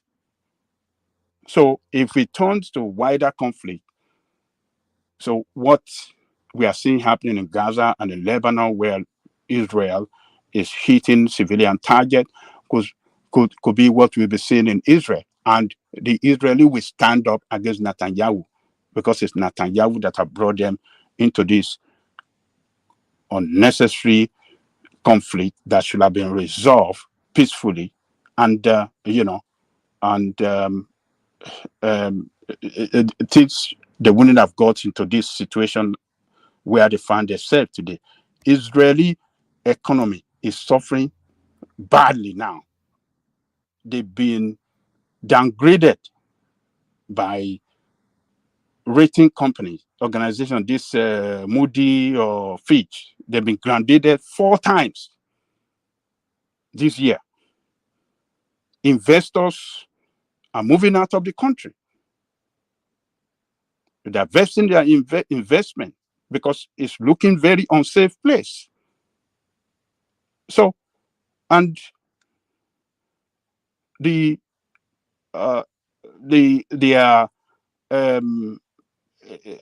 tech, their specialty in tech, it's all those organizations they have that are running this tech company. They are running away from that company, from that country.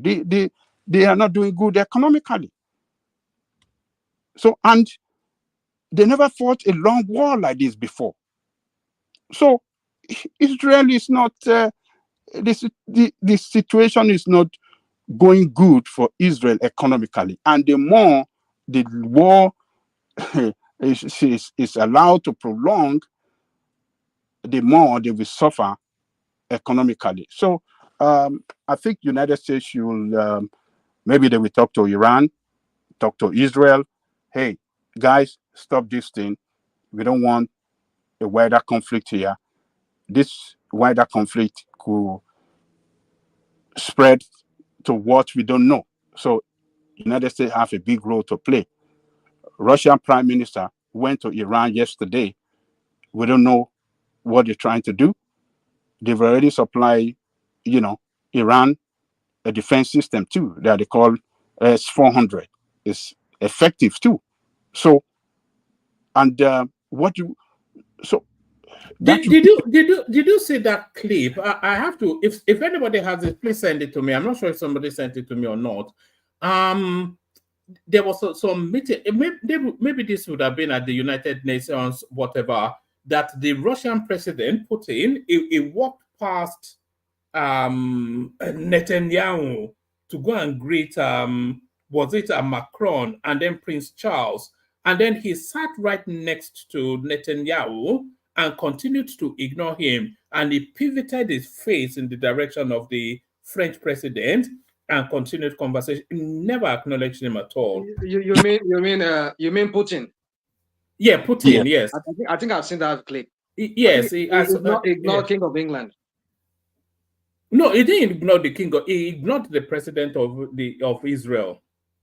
He greeted the king of England. He greeted the king of England, Charles. He was sat next to Macron, and he greeted the two of them, and then went on to engage them. And to his right was Netanyahu, completely blanked him. Oh, okay. The one I saw, I know I saw one recently that he ignored somebody. I was thinking maybe it was no, it was yeah. Sorry, carry on. Okay, rational mind finish. Okay, all right. I'm done. Yeah. Go on. Okay, so I think they have to do something about if they allow it to escalate. We don't know what will come out of it. It could affect the price of oil. It will definitely affect the price of oil, and we will all suffer it. And right now in the United States, we can't do it. The dock workers are just embarked on strike nationwide in the United States. That will affect the supply chain. And according to their estimate, the United States will be losing about $5 billion every day for the strike of these workers. $5 billion every day. So when these people are on strike, and then we start another war in the Middle East, and the price of petrol go up, it's going to be good for Nigeria. It's only that Nigeria is a country that have not developed a capacity. It cannot. It's not even meeting a quota. That little quota 1.8. They are around 1.3 or 1.2, 1.3. This is the time for oil producing country. We make a lot of money. So, but we, the United States, in Europe, we suffer the heat very, very bad. And the economy around the world we know is struggling. That will further, make it worse. So I hope something can be done. So one man, let me leave it there. So all right. All right, thank you. Rational Mind, you're up next. Rational Mind. So we're talking about the Independence Day celebration. We're somewhat pivoting to the Iranian, Israeli, Hezbollah, Palestinian, what is looking like the shapings, the makings of World War III. They've been saying that phraseology has been in circulation for a long time. Maybe this is when it'll come to birth. Tinubu confers national honors on Akpabio, Kekere Ekun. So I was wondering what justifies that, especially Kekere Ekun. So and the Sowore'S protest as well. So we're wrapping conversations around that. It's like yourself. I mean, when you say Kekere Ekun, Kekere Ekun, Kekere Ekun. Kekere Ekun, Ekuni. Say Ekun ni abi Ekun. What if there was anybody that can browbeat? All right. Okay. That's a chef. Okay. Yeah, exactly. So anyway, woman, thanks everybody. I know I've already jumped in before saying hello to our listeners across the globe.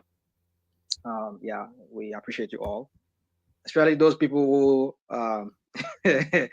who try to shut down those naysayers here on this platform. Who wants to shut me down? Big thumbs up to all of you. That came to my rescue. Anyway, so you see, I think Ayaliko said so many things I wanted to say. To just be needless trying to do a revision of what he has said. You see, when we say this guy is just is bereft of idea. He doesn't know what he's doing. He just want to be a president. That's just what he cares. And I know he must have. I can imagine. Sometimes I just sit down. But today when I was watching when he was doing that parade, he was parading and the army, is it the march parade or whatever they call it? I kind of like sat down when I was looking at it. I was like, I mean, this guy, maybe when he saw Abacha, he saw the lives of Obasanjo and all those previous presidents that were inspecting guards of honor and all of that. He must have been wondering that, joke or no, one day, someday, me too, I'll become like this. And I was just looking at him and now here is this guy, and he's inspecting guards of honor and he's the president.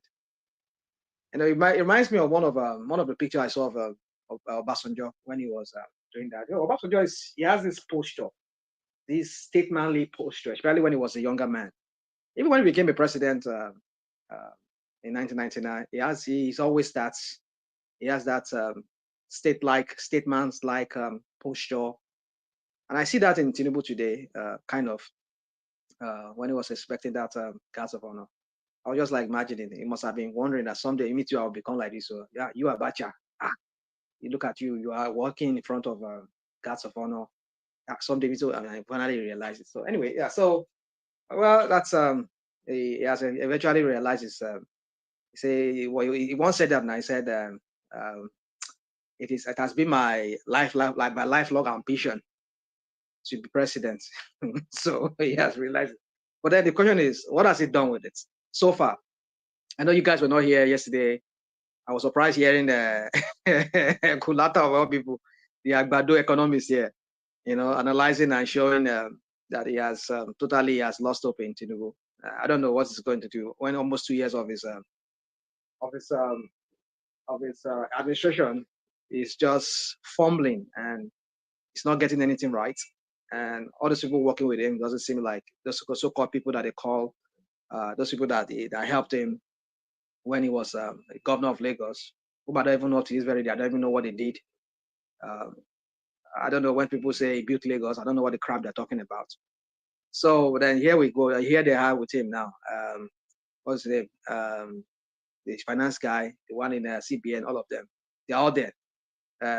Murio Kunla, all of them, they're all there in Aso Rock. But maybe the only person I can say is missing in action will be maybe Fashola.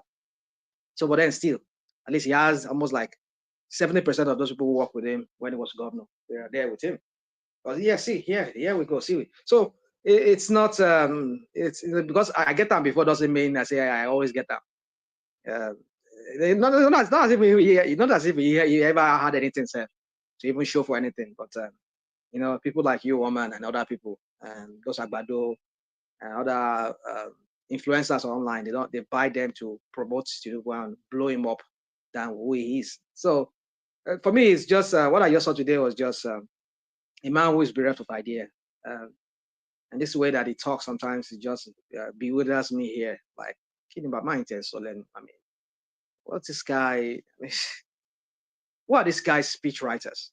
The speech is so bland to the hearing.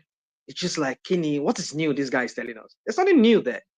You were telling me, he says, hey, I'm going to kill Ati. What have we not heard before from this guy about defeating the terrorists? They've defeated the Boko Haram, they decimated them, and yet we still see. Do you acknowledge progress has been made in insecurity compared to what we had under Buhari? You see, woman, I would say, yeah, I would admit that maybe because you see why okay, let me not say I will admit it. I won't admit it. Let me take it back. I want to admit it, but you see, it's just propaganda with this administration. Never seen in the history of that country. Not even, in fact, evil genius at the one that died there, Abacha. They will be learning where Tinubu'S when it comes to propaganda. They will be learning from this guy. This guy is a cheap propagandist. Like let me quote Elisha Abo of Madam Awasi, that's senator. You see, it just makes me begs the question to ask. It begs the question, like, what's going on? I mean, can we believe? Because really, I must say to you, I've not really seen videos that we used to see under Buhari. Today, this killing here and there, and this, yeah. But maybe because, like I'm trying to say, is that virtually every of these media house in Nigeria now, they're just pandering to APC and to this Tinubu and his APC. They rarely fact check them. They rarely even talk about anything about them because of people like Kulata and Baba and all of them here that comes here when we want to talk, and this Simba guy and what's Remy, when we want to talk, they want to shut us down. Like, oh, don't say it, baby, like your country, that kind of a thing. Because when people try to like point the crap these people are doing, hey, you don't like Nigeria, you're not patriotic. They use all this their language and all this their Agbado language just to make us feel like we hate this guy, we don't like him, we are not patriotic and all those kind of crap. I think that's the reason why a lot of people are just becoming so worn down. They don't want to report anything anymore. I'm not saying they should not do their work. They should do their work, but it's just the way these Agbado people and everything, APC, they've kind of look at how they're arresting them. They're even arresting journalists that are reporting, doing their work. A lot of them are they are being locked up. So there's this fear in that country, this apprehension of if you say anything now, then either they go label you as a Biafran sympathizer or Moibo ni or Malenia, this kind of a thing, or they will label you as you're not a Yoruba person, you hate Tinubu. So maybe that's the reason why a lot of people are not reporting this thing anymore. Because the Tinubu minions online and everywhere, all these trolls and all of that. So that's why I said I want to believe that, because we do see even when other things. Do you remember the Owo massacre? Yeah, I did. Do you remember a time where even Lagos Ibadan Expressway they were kidnapping people, the Fulanis? I bet. Recently, I saw on the you see that don't even go on. Don't even go too far. Even when we're seeing videos online that were leaking online out, the mayhem, this terrorists and these guys are unleashing on our people. You hardly even see any of the regular media station in Nigeria report anything about it. So am I surprised now that even this cheap propagandist is there? He has managed to silence everybody in that country, silence all the media house in that country. Is it now that he's going to even report anything? He has silenced Rufai Yoseni and Ruben Abati. I beg you. I mean, woman, you see, forget it. I don't want to start talking. Let me not go because I don't want to take much time. My point is that I want to admit it that yes, I have not had the kind of hula labu or whatever they call it that we used to hear under Buhari and at the beginning of this guy's at the beginning of his own administration too. Could that be that they're merely making success there? Could it be that they like you said, they killed that one of those terrorist guy in Zamfara State? Is it true that they've really done that? Even Bello Toje has come out to say he's ready to surrender. Yeah, I think I saw that too. So could it be all this? Could it be part of their propaganda? So we don't know. So You see, like that's why I say I don't like to come here and sing kumbaya of these people. I want to really see the proof of it first. When I have that concrete proof that yes, what I hear them said is what is being done. Then for their progress, okay, I can give them a pass on that. That yes, you guys did a good job here. But coming telling because he said it, I should therefore just believe it and come here and champion that. No, I'll not do that. Because when you've disappointed me in something and you failed me, and I've seen you do that a pattern with you on that, I find it very difficult to want to believe. Want to trust you for any other thing again, apart from what I've seen with you. Even though when you're doing what you go, it takes me time to really trust you. So with Tinubu and all these Agbados, them, I can't trust them for anything. So on that, I wouldn't want to say yes, there's any improvement there, because still people I see here, people say they still have this fear of traveling within Nigeria on the roads. But let's just leave that woman. Maybe they do. If they've done anything good there, I must say yes, that's a good. But I just see this lullness, this sudden quiet, in that insecurity. So why are our farmers not back in farm? Why are they not mass producing food? Why is that? But they are back in the farms, is what they are saying. They are back in farm. So why is the food prices still up? So that's the question we should be asking. So why is that? Why is this still? There's inflation, hyper inflation when it comes to food in that country. So those are questions we should be asking. So if really they've already done what they're supposed to do, so why are they still? So that's why I said, look at what they say and look at what is really happening. So you try to make sense with that. That's why people like me, I'll always be this skeptic of whatever they say they have done. So on that, you see, for me, there's not much for me to, because I've written Tinubu off. I've said it goes, my back room there, because not just because of some of this is going to be of his own doing. Some of it is because of what that country, that state called Nigeria, that country, how it's set up. Even though you bring God himself down to come and work with the same kind of people that live in that contraption, same kind of leaders, because God is not going to do everything by himself. If he sends you, go and be governor there, you go and be governor here. If those people are corrupt, how is God himself going to affect the life of the common man to turn their life around? Because invariably, it's not going to do just magic like that. He will use humans like you and I. And if these humans are corrupt, how is it going to, like some of you were making case when you were arguing with this guy earlier? What's his name? Our friend Kekene. No, I understand his own position, but I can understand that the narrative that these Akpabio people are now throwing outside there is that, oh, you cannot blame Tinubu after all, he has given them money. Yes, he has given them money. Yeah, right. So what is it doing to make sure that the impact of what he's doing is felt? At the end of the day, when he fails now, after he leaves there now, they'll say, after all, he did his best now. So what were you people when he was telling people to go and meet the governors that he has given them money? Why did you people go and meet them and go and challenge them? Now I'm now there now. I'm out of that. I've done my 8 years. Now you're saying I did worse. That's the narrative, because I know that's how they start this narrative. And at the end of the day, they will just exonerate him of all the whole shenanigans crap that he failed to do while he was in office. Like they are making excuses for Bubu today. So my point is, this woman is that if really the guy is really ready to work, look at the speed at which he passes some bills. Look at the influence, not even the rubber stamp National Assembly that we have, the Senate and the House of Rep, that are rubber stamp, that are all the pandering to him. What does it take him? Say, look, guys, I want you guys to all sit down and take off this, strip all these governors, strip them of their immunity. Then I will send the EFCC against all of them. And let us see if they will not all sit up. Why don't you tell the Senate that, okay, I want you guys to pass this regional governance system. I will be the president.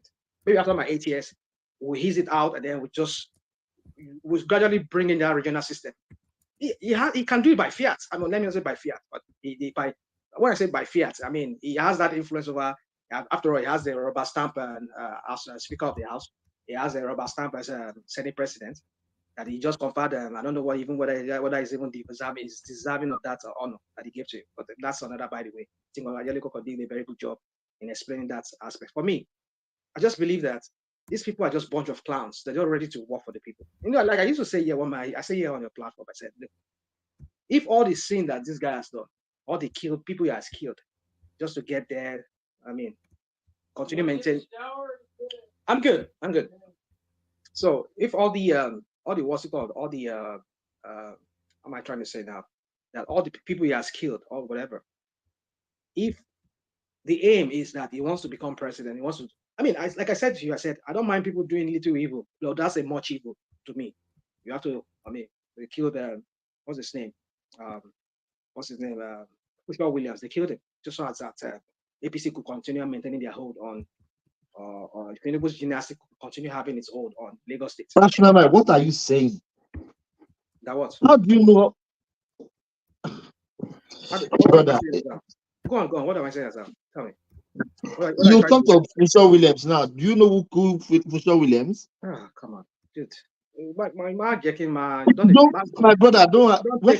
You have your name, I have my name. That's all right. Go on. But you're interjecting me now. There's a reason why you're interjecting now, right? So you see, I was actually going to make the same interjection, but I just decided to let it fly. What's that interjection about? Well, I don't understand who killed Funsho Williams? I don't think the police ever. Well, you can say that. Who killed Funsho Williams, right? You can continue asking me that, because we know we will know who went. I was in Lagos then. I was in Lagos. I mean, I stayed there a little bit before I moved back here. I mean, I know what happened to Funsho Williams. It was in the trust. It was in the middle of. Did you inform the authorities? You said what? You said what? If you know, did you inform the authorities? Because I think that case is still open now. Did you inform the authorities if you know what happened to it? When I say I know, I'm saying to you that it was during an election that Tinubu was glaring that he was going to lose the election. And that's what I so Tinubu killed Funsho Williams. So use the word fire. I'll answer your question like this. This is what Baba 90 said. I think they said maybe they never released that song. They said he sang that song maybe in one of these, I don't know, one of those free. Let me know. So one of those songs he said he did that was never released. He says, "Ukidelegiwa." He says, "Na baba." If you put on Gida, now you sabi. So if you're asking me that question, I'll answer that question with this. Uki Funsho Williams, na Tinu. If you put on Bu, now you sabi. So that's how I will answer that question. So the point I'm trying to say is that it was in the heat of an election that a real Lagosian, not Panda, not Panda, not the one that doesn't really look like okay. I mean, look at Tinubu. If you look at, I mean, we have somebody here that like somebody like Mr. Gomez, and I mean, these are names. When you talk of the Gomez, the Fernandez, the all those are the names. These are real true Lagosians. I mean, like who knows? I mean, let me not go there. So my point is that a true Lagosian, Funsho Williams. I mean, they saw this. I mean, he was a PDP guy, and he was looking at this guy was going to win the election. Tinubu was going to lose Lagos. What did they do? They went and snubbed the life out of this guy. Maybe Tinubu did not die outrightly. It could be some of those minions that are working for him who felt that Taba lose oh my God, who knows? Maybe one of those around there. Who knows? It could be any of them. It could be any of them. I mean, I've heard stories about in the past about how even MC Oluomo was fingered in the whole setup. I mean, I think I saw a clip somewhere where somebody was confessing that they knew people that did this. I mean, I don't want to go into all those conspiracies. Those are just conspiracies that I had then. I don't know how true it is. My point is this: is that it's glaring that they killed that guy just because they knew they were going to lose Lagos. Either Tinubu ordered it directly or not, but I know they did it for him, just so that they can maintain, they could continue having that dynasty in Lagos. But let's just leave that. Don't bog me down with that. So just answer that so that you don't ask me those questions again at that time. When I say what I say is because these are historical facts that are there out there. Because the guy would not have died, if not because of that election. He will still be alive here with us today. So let's just leave that. So my point is this: is that if all those things that they did for him or he did for himself, and other people that were killed or because that guy I know is a fetish guy. Whatever he has done, if all that thing he did was with the aim of wanting to help the Nigerian people, what I mean by Nigerian people, I mean the masses. Because all the posture that he has carried over the years is that I'm people's person. He say, "Oh, I fight. I was in the trenches. I was with Nadeko. We were fighting for the democracy of Nigeria. We want to see a better Nigeria." All those things. Look at all the when Jonathan was trying to increase he was, "Oh, we're fighting for you poor people. Yes, they should not do that. It's slavery. How can they just jack up the price?" I mean, we thought this guy was meant well. He meant all this thing for the people of Nigeria. But he got there. Look at what he's doing. He was just feeding his own pocket fat. His children, look at how well all of them are. Look at his son-in-law. He's just doing everything just for himself and his cronies. He's not working for the people of Nigeria. So that is why I said this guy, I can never forgive him. Because I thought if he had done all this thing just to work for the people of Nigeria, I can forgive whatever he has done in the past. Because sometimes you might need to do evil sometimes. Sometimes maybe not really to, maybe even bigger evil, just to accomplish some good. But apparently this guy is not so. It's just another fake who just rode on those things just to sell himself back then and make himself a people's person, but it's not a people's person. So, woman, let me not bog me down with all this. So the thing is this independence, there's nothing to celebrate about it. Because you can just go see the Nigerian people, they are all complaining. All right. There is one person that agrees with you that there's nothing to celebrate there, and his name is Omoyele Sowore'S. So he tried to, because of course he wasn't in town for the first protest, so he tried to recreate it. So what did you make of Sowore'S outing today? One, was it necessary? Was it too soon? What level of success would you attribute to it? Well, I think I'll see a measure of success there. There's a measure of success because the crowds came out. Maybe not really crowds in your own estimation, but to me, I think there's success there. 5 people came out. No, not 5. No, you see the one in Abuja and the one in Lagos. You see that people come. I mean, not even the street procession that they had. A lot of people bystanders were there looking at them, and they were passing out the message to them. You see, the thing is this: it's like it's easy for us to come here and say, "Oh, you're just chasing cloud." Maybe that's what he's chasing, but then I might disagree with him on the way and manner in which he wants to realize this better Nigeria. Because I just think if he continues this way, because the people who he's fighting against, they are real criminals. They've done a complete total state capture of that state, of that country called Nigeria, and the people that would have really fastened the demise of this criminals. Rational mind, one man, sorry. People of Nigeria. You say what? Rational mind. Is that the new connotation in your WhatsApp group, state capture? Because Ekene came the other time, he said state capture. You two, you are saying the same thing now. Is that the same acronyms in your? Ekene does not need to say it. It's something that it's what we are saying playing out before our very eyes. No, that's Peter Obi's language. No, he says that a lot. Woman, does he say that a lot? Woman, you know me very well. There are certain languages I've used here. Not even long before I even know Peter Obi is going to even ever contest. Long before I even know any other politician in Nigeria is going to ever contest. I mean, you and I have known each other now on this platform here for over 3 years now, even more than that. And there are certain languages I've used here. I didn't learn those languages from anybody.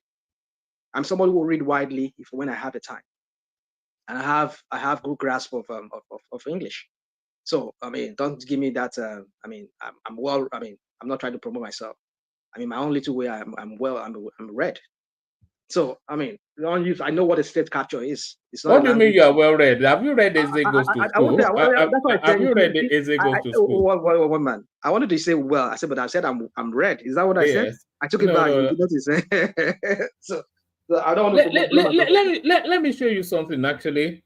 How long do you think this platform has been going? This live streaming. You mean this very present one? No. Just the platform, the streaming, the live streaming. I think I started joining you here. So I think towards that time of the lockdown proper. That was when I think that was in 2020. I guess 2020. I'm sure. 2020. Yeah, that's when I think I joined your platform. I think it may be later than that. Or maybe probably possibly too. I was chatting with Rudolph. I think was it yesterday or the day before, and then he was saying to me that his space had been going for 3 years, and I wondered how long we have been going. And then I went to check. Do you know how long we have been going? How long? It's round about 3 years and a bit. Oh, Can okay. you see on your screen? I can see, yeah. That's Wow. you can see it, 3 Yeah. years. That's me doing testing just 3 years ago. Or just over 3. You see, I had Yeah, I rosy can see, cheeks then.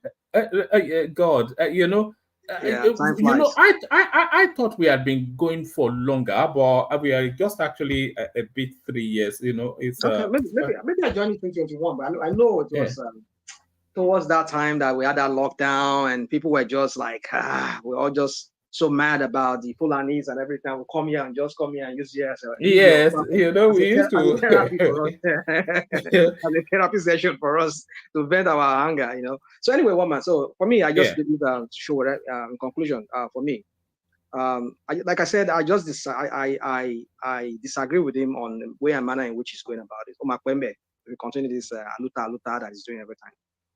These people are criminals. They like I was trying to use the word state capture. They've captured the whole state. Even the Nigerian people that could really have kind of like make it a little easier for them to realize that revolution. The Nigerians are not ready. Yeah, same people that will be hating on you. Feel I like it better. Should be for more money. Like one Ajaleko will be saying at the beginning of when this guy in the actual rock there that became president. Ọmọ wa lè ṣe jí bẹ̀bẹ̀ rẹ̀ ká gbé sí ìdí ọmọ rẹ̀ mí ká gbé lẹ̀kẹ̀ sí ìdí ọmọ rẹ̀ mí ẹ ṣáà di gbé lẹ̀kẹ̀ sí ìdí ẹ̀ láìsí kí ló ń ṣe fún yín ṣé kò ti ṣóyin pépè ń sìn. On to Nigeria ṣe ni na. On to ṣe indeed. Bí Nigeria ṣe bàgẹ́ gbogbo wa lò lọ́wọ́ ń bẹ.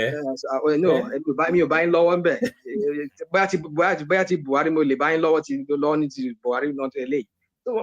So you see, one man, let me just I would say I must commend him for what he did today, but there's still much more. There's still much more road to more hurdles to overcome.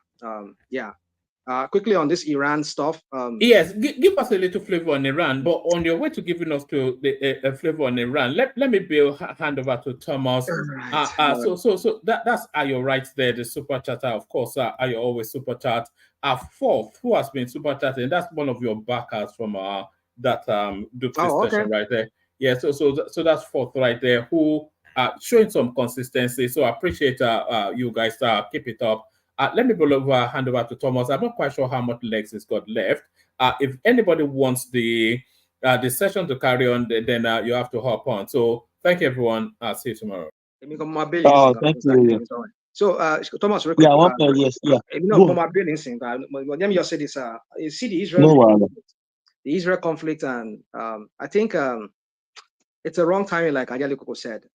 We'll see how that plays out because I know nobody wants to jump in. I don't think Kamala Harris wants to jump in right now. I don't think what's his name? Trump too wants to jump in because he's a friend to Putin, and if he does supply Israel, if America does supply Israel, I don't know. I'm yet to see how Trump is going to handle that part if he ever becomes president. But rational mind. America has always been with Israel. Of course, yeah.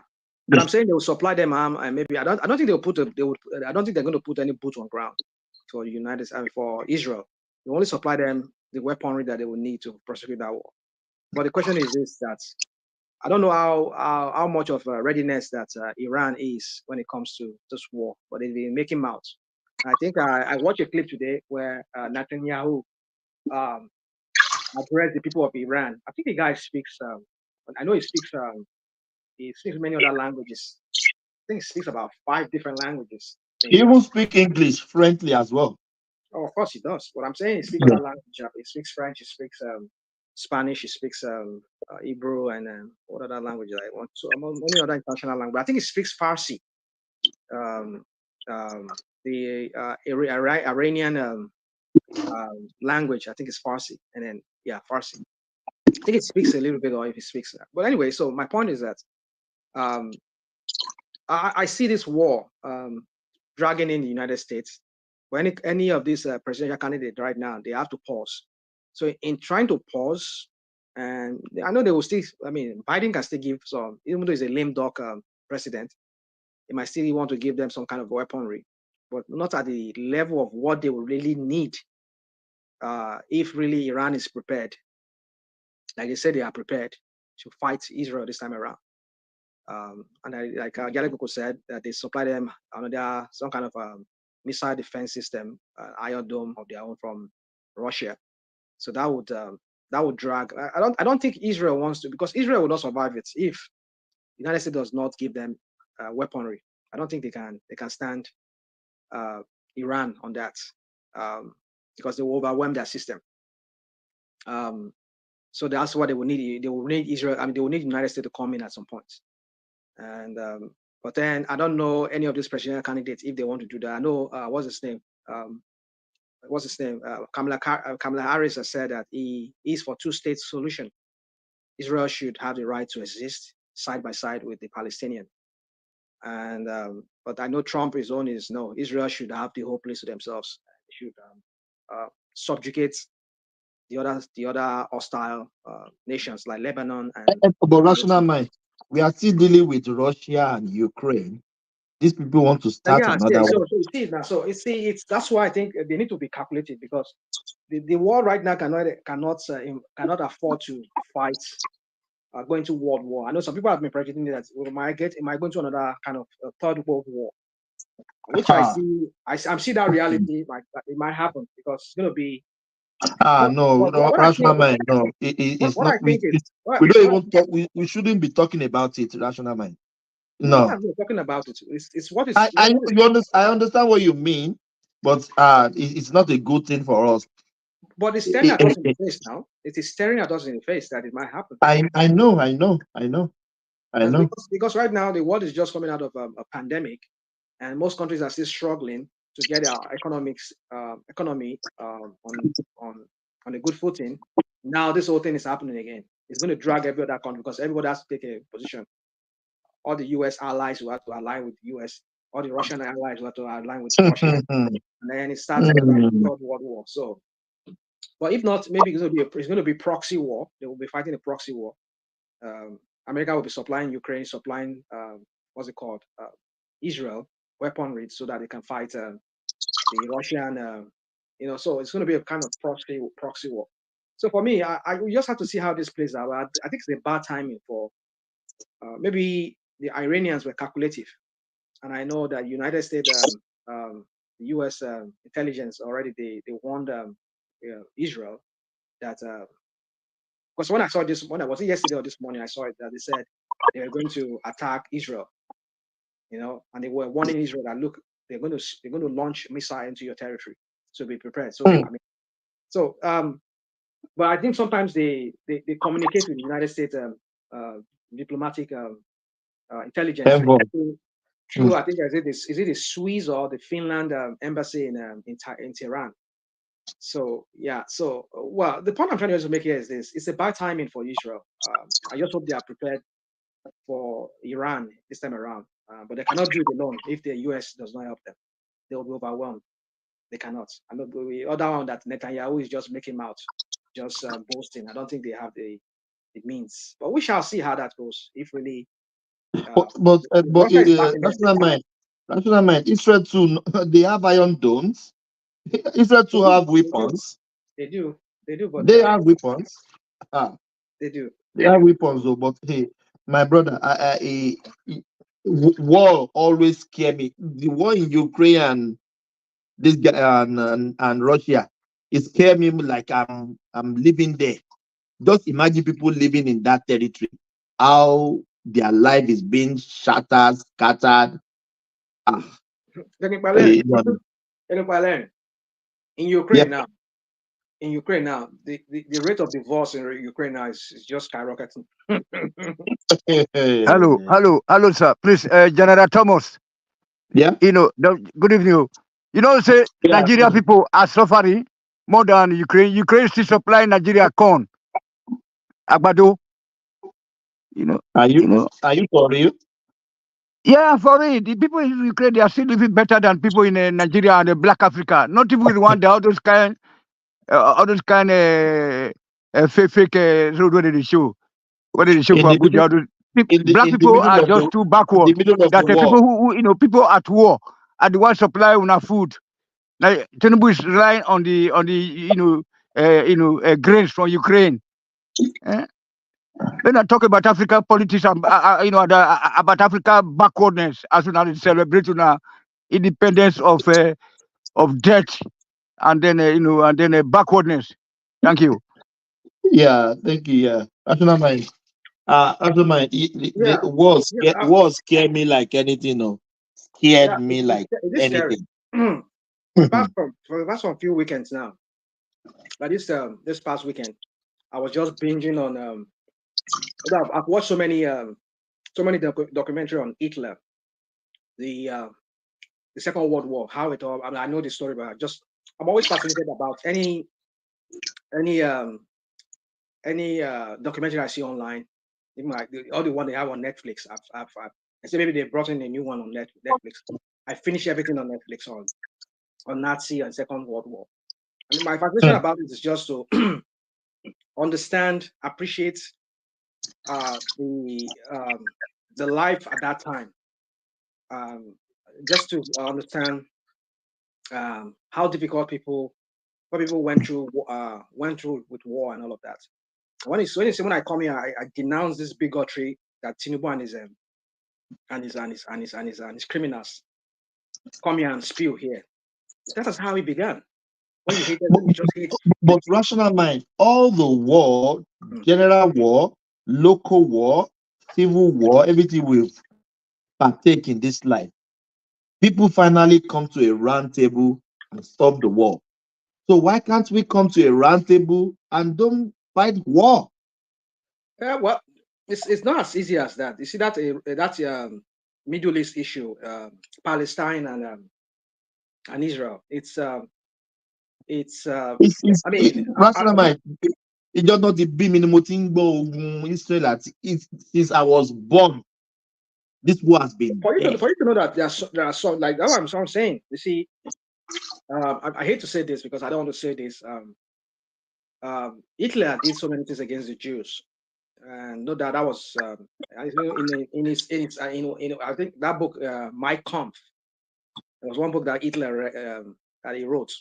There's an excerpt there that says that when he was rallying up the Germans against the Jews back then, he used all sorts of names to refer to them. He called them pestilence, he called them pests, he called them this. They will never go and look for their own place, go back to their own homeland.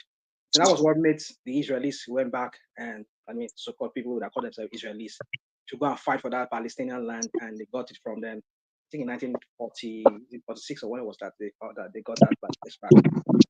So my point is this: is that you see this hatred. You know how hatred starts. It starts with those kind of things. When you label, you have this fixation on a particular group because you see them as a threat to you, because maybe they are prospering, they are making money, they are good in business. That's how Hitler was able to rally up the Germans against the Jews back then. But I see it's almost the same template that we're seeing playing out among, because do you know that the Israelis, they lost a president, was it Yitzhak Rabin? But they lost the president, they killed him. And a Zionist. Let me not trigger YouTube algorithm here on one. These Israeli zealots killed. Yeah, the extremists. Yeah, they killed their president, their prime minister. Yeah, just because he was hoping for a two-state solution, that he was going to allow the Palestinians to live side by side, to have their own state. So maybe we would have solved that thing would have been solved back then. That was why I said it's a very complex thing than what you're saying. It's very complex. It's very complex. They killed their own prime minister, who was about signing a peace deal whereby they will have two-state solution. Whereby, they killed him. Somebody, because he just hated him for that. So the point is, you see, it's not as easy as you're thinking, because anybody who wants to be the prime minister of Israel and wants to look for peace, you have to be very, very careful. But there's some diehard Israelis that doesn't want it. They just want, and it still boils down to this hatred for other people. Those people too, they hate them too. They just hate each other. That was why I come on this platform, I preach. I say, come, let us stop this crap of ethnicizing everything. these people, Igbos, we hate them. They must lose their property in Lagos. This is how it began. That's how the Germans. I mean, Thomas, our listeners, go online, or if you have Netflix, go and watch all these documentary on what happened during that Second World War. Try and just appreciate what happened. I think some of you here, you will change your view as to this bigotry that some people come here and spew. It is ugly. It is very ugly that you hate people because it breeds a lot of things. Not that I don't have some element of bigotry in me, but I try to suppress it down because I know the consequence. I've seen it in history. Almost 4 million Jews were gassed. They were killed. But the rational mind, you know that if you want to refer to that of Nigerian politics between Igbo and Yoruba, you know that rivalry is there. They want to show to who is superior. So, I said the rivalry that somebody must be superior than each other. Yeah. So that one is there. And then number two, you know that except we don't want to tell ourselves the truth. Some of these Igbos, when they say things like,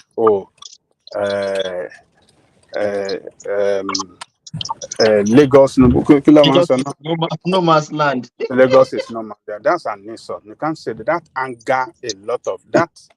You know, it makes some people go crazy, wild.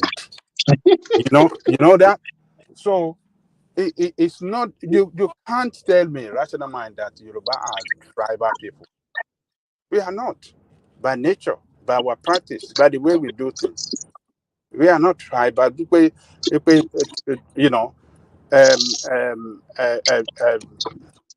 our tribal interest to carry to such an extent to hate other people. You know, we are not people like that. We are very accommodating, and we love other people from other tribes around us, and we protect them. You understand? It's one thing to look, but to love them or to have them around you. It's another thing to protect them, protect their interests, give them equal opportunity, like your own people.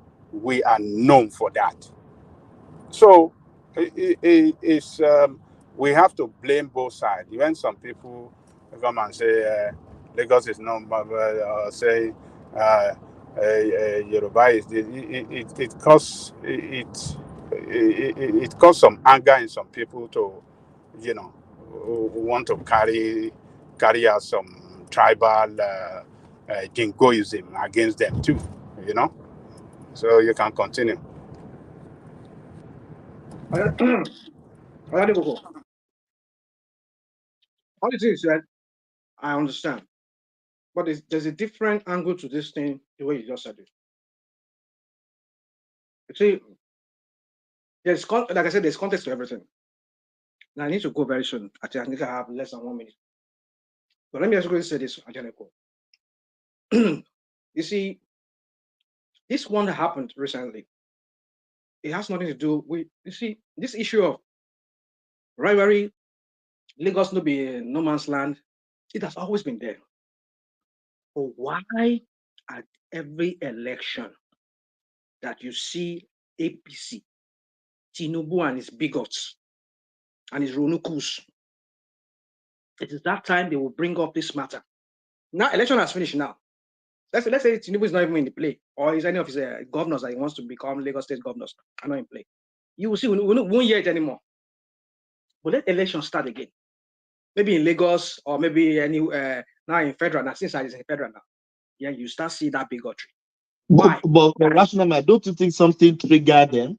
Trigger it? You see, the thing is this. It's the question. Thomas, only less than time. That's all right. Yeah. But maybe we should have this conversation some other time, because I need to be somewhere now.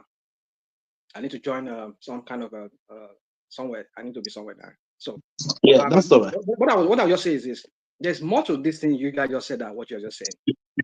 It's just more to it. It's not just because they've been saying it.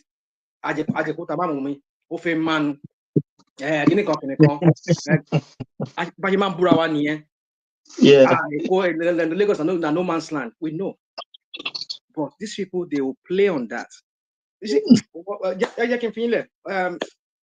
Thomas, we'll see tomorrow. Like along. Yeah, no problem. Yeah, enjoy your evening. It's evening or morning or where you are. It's evening here. Yeah. It's evening. Yeah. It's 12 p.m. here. Yeah, 12 p.m. Wednesday morning. Yeah, Wednesday afternoon. Why on Tuesday? Why on Tuesday? Me by. You see, it's still on Tuesday. I know. Yeah. That's all right. Yeah, thank you, Rational Mind. Yeah. Ajalego, who has not spoken, so we can go. We are just sitting here. Yeah, everybody did around. So Tony did Everybody around. did all. Yeah. You can shut down the. Maybe we just call it a day. Yeah, Moti Thank Soro. you, Okay. everyone. Odaro. Good night. Odaro. Yeah. Thank you very Thank much. you, Ajalego. Yeah, Oluwaloshu. Thank you so much, everyone. Carry the conversation in the comment section. I said, peace. Thank you, guys. Thank you.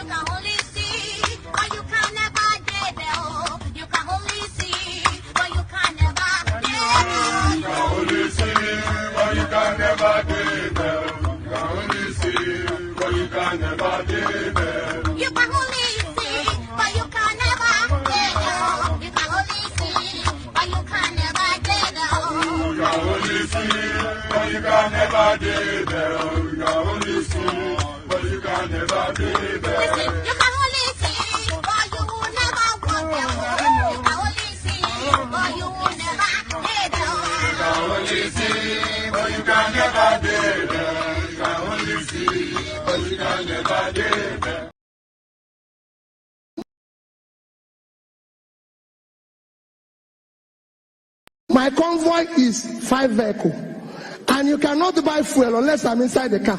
So I will pay them. No more. I know. The governor was paying for petrol himself for his convoy. When they get to a gas station, he will come out and bring out money and pay. In fact, at Oka government house then, when he was governor, forget about drinking champagne, what they are now doing there. Then he gave out old newspapers as substitute for toilet roll. If you are going to the toilet, you just to save money. Yeah. He was going to run somewhere. He said he's going for interview for job. Peter, can't you give him a job? Peter, can't you do this? The boy doesn't even have. I said, none of my children have car. I was the only person who is governor and bank chairman, not to them. Isn't that mesmerizing? But I know that Peter B. I know that he's a smart man. You know? But the governor, that Obi, did he say anything about that 200 million from security vote that he was caught? His convoy was trying to smuggle out of the country. Did he say anything about that? No, he didn't. No, but he talked about that 72 billion he left behind for his handpicked successor. Because when you hear that Peter Obi left 75 billion, if anybody doubts it, call me. I know where the money is. I kept it. Did he talk about? Yeah, he did. Yeah, he did. I know the man that he's now fighting. You know, remember? Yes, no. I know. Of course. Did he talk about what is it called again? The liabilities he left behind. Did he talk about that? No. Like signed contracts that were not paid for. Did he talk about? No. Like thousands of workers that he hired during the last weeks of his administration without provision for their pay in the budget. Did he talk? No. But definitely he must have talked about the millions and millions he was dashing out to schools, churches, town hall, traditional. Yeah. At the end of the administration, he was just giving out money without appropriation. He talked about that, huh? Of course. Okay, one last thing. Did P2B finally explain how bodies of Biafran activists ended up floating on Anambra River when he was governor? Did he explain that? No, he didn't? Why? It must be an omission.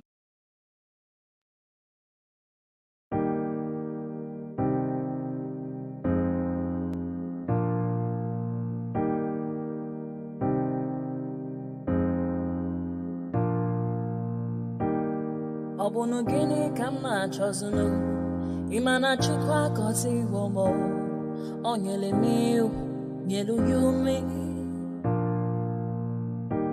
What am I looking for? See my God, he don't bless me, yo. He give you me, give me you. Obuni kife la chasha so. Obuni kife me chasha me. My baby, you know say you go love me.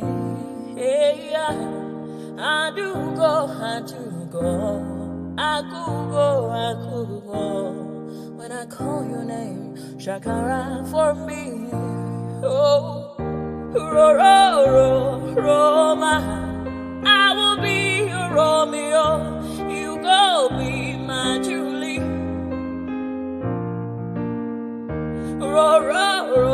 Roma. I will be your Romeo. You go be my Julia. Oh, give me your love and I'll go run away. Show me your love and I'll go use you play. Carry me, go me, I go follow you way. Follow you, they go.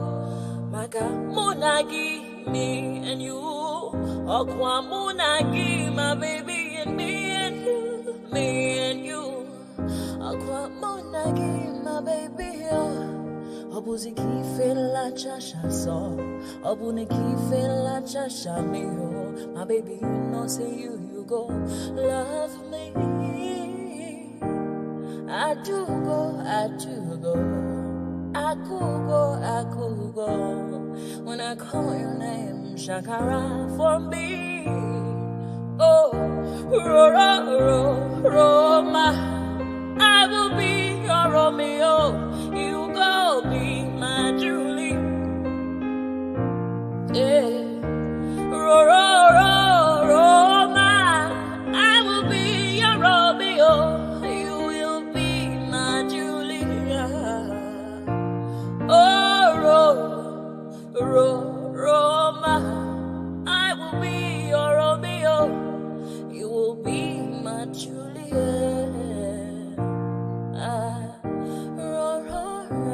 Roma, I will be your Romeo. You will be my Julia. Obuzi kife la chasha so. Obuzi kife mi chasha me.